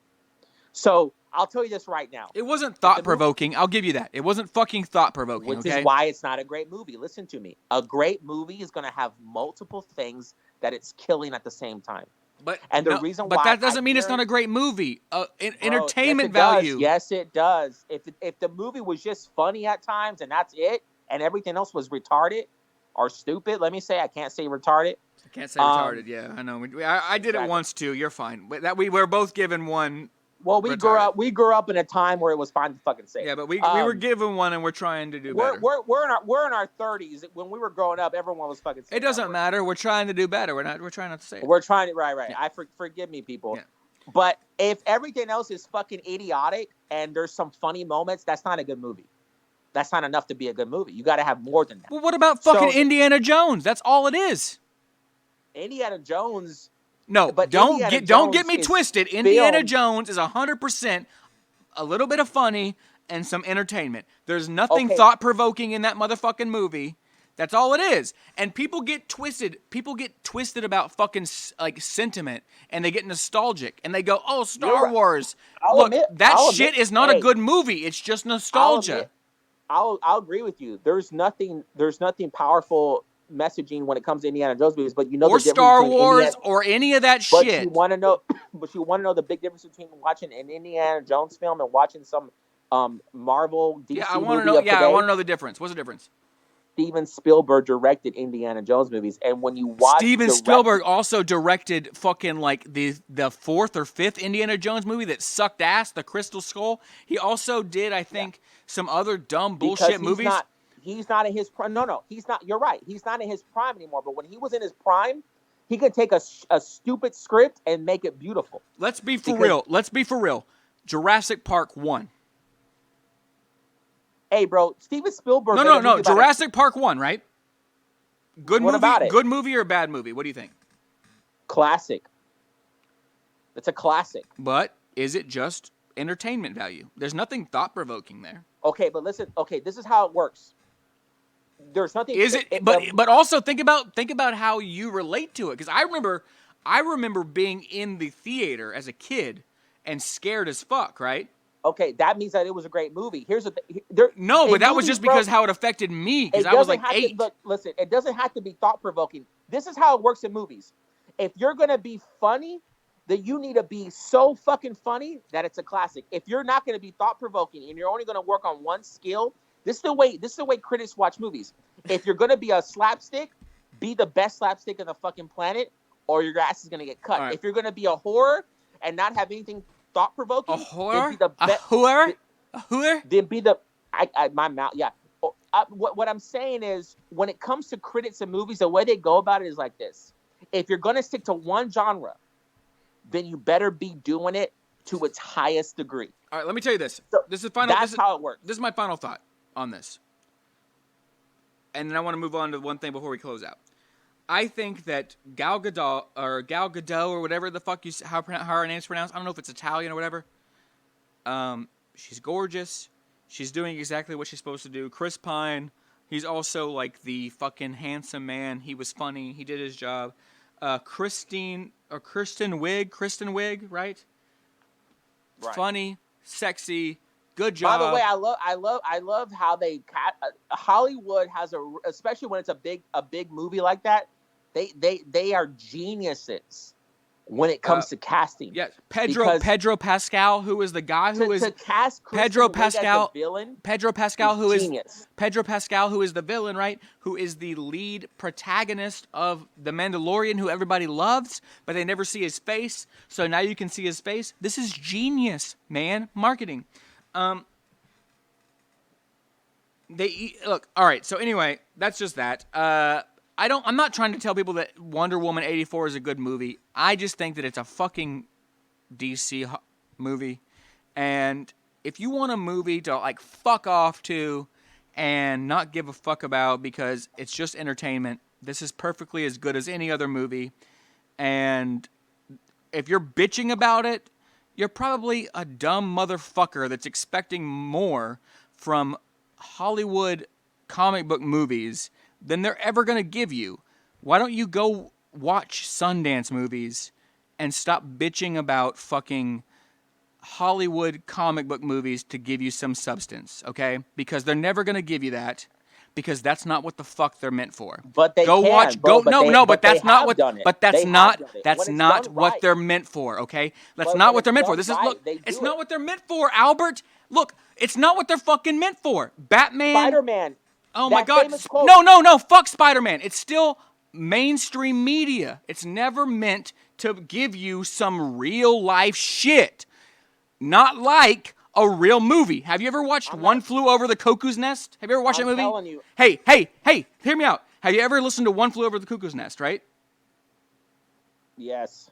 That's a real motherfucking movie about real problems. Spider-Man could never segue into that movie. You know why? Because you could never fucking bring Spider-Man into that movie unless he was a crazy motherfucker who lived in there who thought that he was fucking Spider-Man, okay? Because that's a real movie.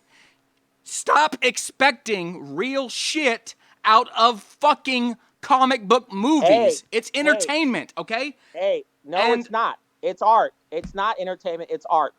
And if you don't see it as art, then you're looking at it the wrong way, bro. No, it is straight up comic book movies. No, and it's if not. you think that all this shit needs to be meaningful, well, it's art too. It's entertainment and it's art when it's done right. And when it's not done right, it's just one thing. All right, and well, you know what? I'm gonna fucking you. jack off in one hand, and you can dream in another. And guess which one fills up first? Because you're never gonna get fucking Hollywood comic book movies that have a point. Dude. It's never gonna happen. You can't just do one thing. You can't. You can't just be funny and entertaining. You got to do more than that. And if you can't do it, you suck. Well, this is where we disagree, I guess, because I just think that Hollywood comic book movies are never going to be monumental, powerful pieces. But it's still a movie. It's still a movie. They don't give a fuck, dude. They just want your money. They don't care. It's entertainment. Albert, come on. I have the right to say it sucks. I have the right to say it fucking sucks. Of course you do, but don't have the right. You don't have the right to go, well, why wasn't it meaningful? I do have the right to fucking say that. And I have the right to say it and get people not to go spend waste their time and money on some bullshit. It's not supposed to be meaningful. It's and supposed to be. It's supposed to be. Critics. It's supposed By to. the way, it's supposed to be fucking bullshit that people watch because their lives suck, dude. Hey, if your life sucks, stay your ass home and have a beer. Don't go spend your money and waste your time watching some. They're bored of that. They're bored of that. This is the longest segment we've ever done. But let me tell you, they're bored of that shit. I'm gonna tell people I'm gonna die saying don't waste your time watching stupid ass shit. I'm always gonna say that shit. No, well, whatever. You know what? We can split hairs here, and you know what? I guarantee we've all watched plenty of dumb shit in our lives. Not me. Albert's never watched nothing dumb in his life. He's smart. I listen to critics. I look at movies like art, and I will listen to my critics before I go blow my fucking money. Yep, he don't ever do nothing dumb. All right, y'all. I don't go fucking go sit for 3 hours. All right, Albert, what's your favorite movie then? Tell me, what's your favorite fucking movie of 2020? Give me your big shot, famous movie of 2020. We didn't even get into that. You were supposed to ask me that. I'm asking you that right now. The interview's still going on. What the fuck is your favorite movie of 2020? I had a few favorite. All right, tell me. Give me your top three. Top three. There was a movie with Elijah Wood called Damn, that shit must have been good. Come to Daddy. It was an indie movie. Of course, it was an indie movie. Yeah. But Come to Daddy with Elijah Wood. Okay, that's one. Or what's the other two? a movie that wasn't was the last QT movie, Once Upon a Time in Hollywood. I don't care. What's the top 3? So you got the Elijah Wood. It's called Come to Daddy, right? I haven't seen it. There was a movie called The Rental, which was actually directed by fucking what's his name's brother. Fuck, can't remember his name. It's another thriller. I'm a fucking thriller fucking guy. There's probably more I could think of. And then there was another movie called Swallow about a bitch that has a disease that's a real disease where people that want to take shit and swallow it. It's a whole movie based around some girl like that. Okay, but my point is, bro, listen to me, Jonathan. You got to understand, a comic book movie can be good and bad. Okay, it can't just be good because you take the word bad out of it. It can suck. Of course, it can suck. The Watchmen sucks for some reasons. Dude, it's incredibly transphobic. Look, The Watchmen, which I like, is incredibly transphobic. It's incredibly homophobic. And guess what? I still think it's, in my opinion, the first Watchmen movie is an excellent movie. But it's transphobic. It actually is. If you look at it, that's just controversial stuff. But the movie, the no, movie that itself, makes it bad in some people's minds. Okay, that's fine. But look at the critics on the movie, and the critics are going to tell you that it's a good movie. It depends. And all right, look. You gave me. We got to wrap this segment. So let me finish. Like I appreciate what you're saying. It's you. I let you say your final 3 words. Here's 3. I mean, this is like, I'm sorry. This has been like a 25-minute segment, dude. Here's my 3 movies that I really like this year, okay? My favorite movie of the year, and I think everybody should watch this movie. I think every single person should watch this movie, is called Bad Trip by Eric Andre. I think it is the fucking funniest movie I've seen in years. I think it's the funniest movie I've seen in maybe a decade. It was produced by the people who made Jackass. It is everything. Like, if you liked Bad Grandpa and all the practical effects and costumes that they did, it is that and more. It is incredible writing. It is shock humor, alternative humor. It really catches people off guard with, if you know anything about Eric Andre, it really catches them off guard with his kind of pranks that he does, right? And these are real life pranks. It's not fake shit. And he really does a great job. So go watch Bad Trip. Albert, if you haven't seen it yet, you definitely got to fucking watch this movie, dude. I bet it's good because the guys that made the Jackass movies were actually really good. It's fucking hilarious, dude. This movie were great movies. This movies were good. Dude, I think this is like the fucking pinnacle of what they've ever done. And it makes sense to me that they're getting better as time goes along, right?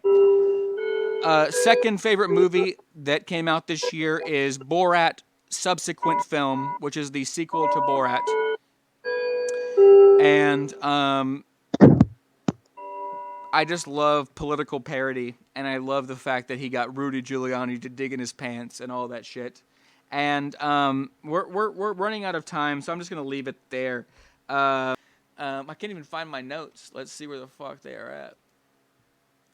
You said we have another half a segment to do or something? Just the closing shit. We're going to do it right now. We're just going to do it together, so it makes it easier for me. All right. So, yeah, if you guys can give a chance, watch us. This is the outro. Thanks for watching Booze and News. I'm Jonathan Fleissner. I'm Albert Deleon. And this is Booze and News. And we're getting drunk as fuck. We're having a good time. We love you guys. Thank you for supporting us these last 3 months, for watching us. We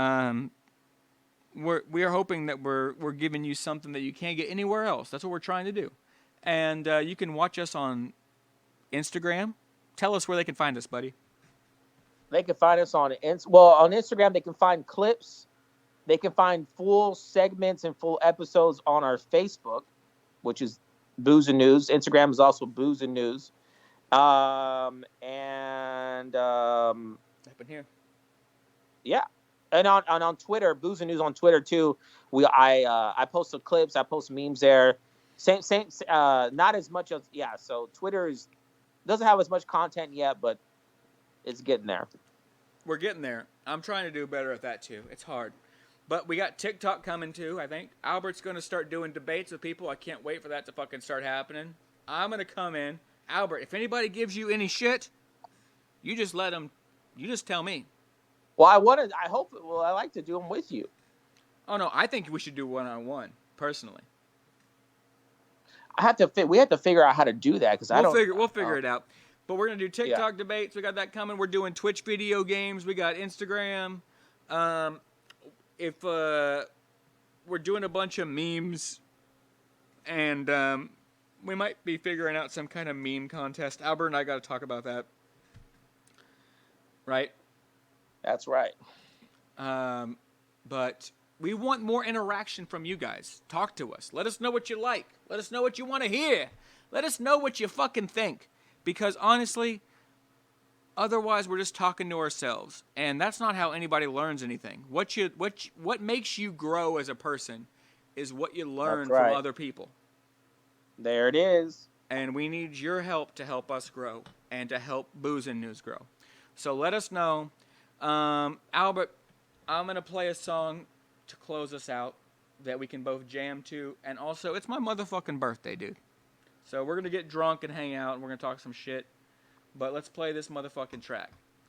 This track came to us from a friend of mine. Let's see. Who donated this song. If you guys want to donate your music, just give it to us on Facebook, or you can give it to us on Booze in News Contact. It's Booze in the letter News Contact at gmail.com. You can send us a WAV file, and dude, I'd love to listen to your music and put it on if I can do it. Help you out, and I love y'all helping me out. This song is called, it's funny, this is a funny name, dude. This is called Dog Mommy Sundays by Part-Time, Full-Time. I'm gonna go grab me a beer now. Get you a beer, bro. Oh, and I appreciate you guys. This is the end of the 2020. Cheers and shit.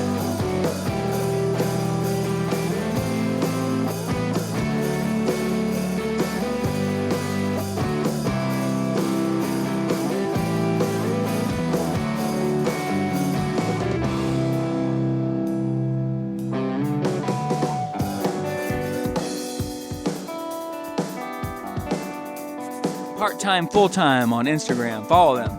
Follow us on Instagram at Booze and News. And you know what? Have a good fucking time with your family.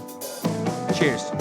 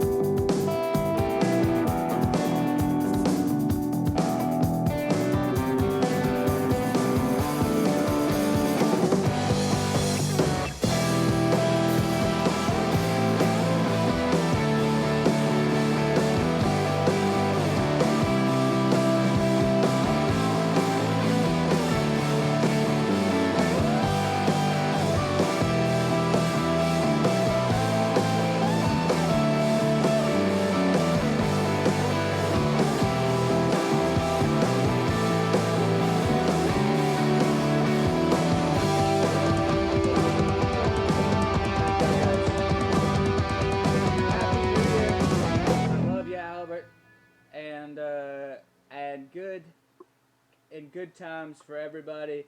I hope Love you, man. I hope you and yours stay fucking safe. And fuck just so you know, 2020.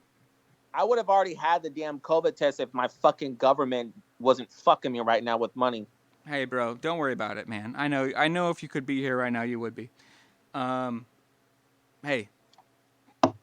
But it's the truth. Hey, it's the truth. I don't have 25. Dude, that's how fucked up it is. I don't have $25. I don't. I know. I don't want, and I shouldn't have to be forced to shove some shit up my nose. Bro, I should have 25. Dude, I'm an American citizen. I've never been to jail. I've never fucking sold crack to no one. I've never done nothing fucked up. And I don't have an extra $25 in my pocket. That's, dude. That's not how it should be. It's all right, bro. Hey, you're right. It's not how it should be. And you know what? No, it's not. That shouldn't be a lot of fucking money to somebody. We should be right here next to each other right now. We should be. All right. Well, thank you guys for tuning in this episode. We hope you enjoyed it. If you can give us any money, you obviously see how we're struggling, and I don't want to beg for your money. I know everybody else is broke as fuck too. It's a hard time. But if you can give us any money, go to paypal.me, Booze and News. You can message Jonathan Fleissner or Albert Deleon on fucking Cash App or Venmo. And thank you guys. And we love you. Cheers. Cheers. Hey, drunk as fuck 2020. Hey, tell me, let's just riff real quick. What's some bullshit? You gotta give me something to riff about. I'm drunk. I know I'm drunk. I know that I'm pissed off at Mitch McConnell, that lizard-looking motherfucker. Well, something that we talked about in the episode is probably the most, like, to me, that's the most important thing right now. Is I think the United States needs to weed out the racists in this country, because having a racist it's the same thing as having someone claim that they're a terrorist. Oh no, it is, and that's the thing. It's the same fucking thing. That's the thing, is that we have for a long time not given the same due diligence to, like, the Ku Klux Klan that we give to the fucking Taliban. It's the same shit. And we got to be looking at these when we go in. There's Vice documentaries, all this bullshit. They go into these Mississippi, and they go in the deep woods, and they interview all these fucking Hicks. I mean, not Hicks, but fucking what the fuck? You can say Hicks. They got fucking 3 teeth and shit. Not Hicks, but the what's the fucking terms people use for these people? Racist, white nationalist, racist, but white also like hillbilly. Okay, hillbilly.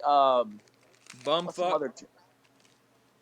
Fucking just straight up cousin fucking racist assholes in the middle of the fucking sticks that ain't never learned anything because they don't fucking read a book. They don't know how to read. You know what I mean? They're fucking Their fucking brains are like fucking mashed potatoes. Like, they're not even functioning adults. Like, read a book. They can't process anything. Like if you fucking live in the United States and you think a damn Mexican coming over here is the fucking biggest problem, are you fucking kidding me? Why? Those motherfuckers gonna make me some churros and tamales. This is delicious as fuck.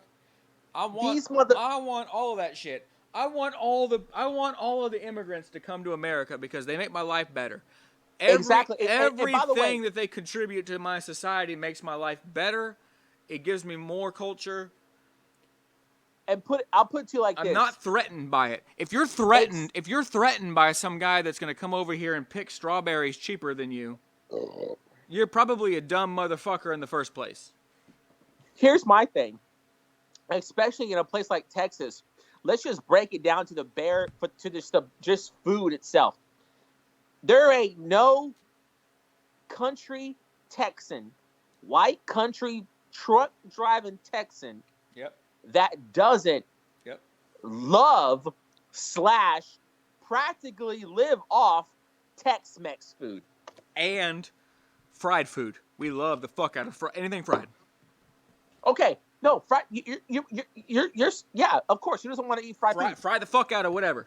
What fucking country boy don't like to eat chips and salsa? What fucking not just chips and salsa. If you look, let's put some melted cheese on fried shit, right? That's the most Texan shit. We all know a potato chip is fried. So let's take some fucking fried cheese and put it on a potato chip, which is a fried potato. Every Southerner, especially in Texas, I'll bring up Texas, that's where we're from. Every fucking Texan knows, I don't give a fuck what you think about goddamn brown queso. people. Your favorite food is Mexican food. Tex-Mex.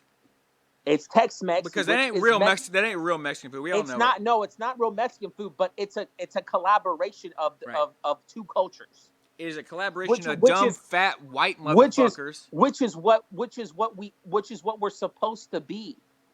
I don't want to be that though. I don't want to be a dumb, fat, white motherfucker. You know what I mean? I will eat some goddamn kale and exercise. Like, can I be for real? I will try my best not to be that boomer shit. Texas food is Tex-Mex food. Yeah, but I ain't trying to fucking just die of an early age of diabetes and shit. Fuck that. Wait. Okay, hold on. Wait, John. Well, hold on. Let me ask you a question. Okay, you know what? I'll just ask you a simple question right now. Let's go for it. What is your favorite? Okay, hold on. Outside of outside of Mexican. What's your favorite food? What's your favorite genre of food? Be honest. Sushi. What is it? Sushi. I think it's amazing. I think that sushi is incredible. Guess what? That's mine too. But you know what though? What do we eat most of? I can't afford sushi. It's fucking expensive, people food. But we eat more Tex-Mex food. Yeah, because it's cheaper. But exactly. But I'm telling you, I think sushi is brilliant. That's my favorite food too. It is, but I can't eat it all the fucking time. Well, we can't afford it all the time. Is the problem? Texans live we can't off afford it. Food. That's the problem. We can't afford it, Albert. I think. Okay, well, Texans, right? But the average I think I'd have to be a dumbass to get fucking fat off of sushi because I just fucking eat a little bit, and that's it. You know what I mean? What's cool about sushi is you get full, and then if you ever ate a bunch of sushi, a couple hours later you're fine. It's not like eating a bunch of fucking steak and all this cheese and shit. I agree. No, seafood and sushi are my favorite. Actually, no, I would say sushi. Oh yeah, if it's a second, if there's a runner up, I'm gonna give it to French food because French food is badass. Are we talking about Cajun food? Well, Cajun is a take on French food. Cajun is a southern take on French food. Yes, but French food is just in general amazing. I mean, they really took dining to like an elegant experience, kind of like the Japanese did. That's what they did with sushi. Japanese, they took dining to an experience that is like every time that you dine, if you eat sushi, anybody who's ever had sushi, they go, God damn, this is a dining experience. You know what I mean? Right. Like what I'm eating right now is art. Right? Yeah. Well, and the only other people in my mind who have ever done that are the French. The flavors that you get in a good sushi roll it's almost amazing. Unspeakable. Like it's almost like it's hard to even put to words. It's amazing. I'll tell you this: if we're gonna use this as like a fucking extra credit segment of our whatever 2020 show, the biggest thing that I miss out of 2020 is honestly eating sushi. I miss going there because like I don't know how to make it. I want the guy to make it for me. I want it to be all pretty. The presentation, the flavor. It's not even like just going to a restaurant. It's like I don't give a fuck that they clean up after me. I just can't do it. And it looks so pretty and it tastes so good. You know what I mean? I agree. It's just something I can't do at home. And that's what I miss. That's what I miss the most. Have you ever been to Oishi on Richmond by the Galleria? No. We're gonna go have a sushi when this is like. when the vaccines start rolling out, you and I were gonna go have a sushi night, bro. Most definitely. All right, bro. Well, cheers to you, and happy New Year, and happy birthday to me, and we'll happy talk. birthday. Thanks, man. We'll talk more later. Cheers. Cheers.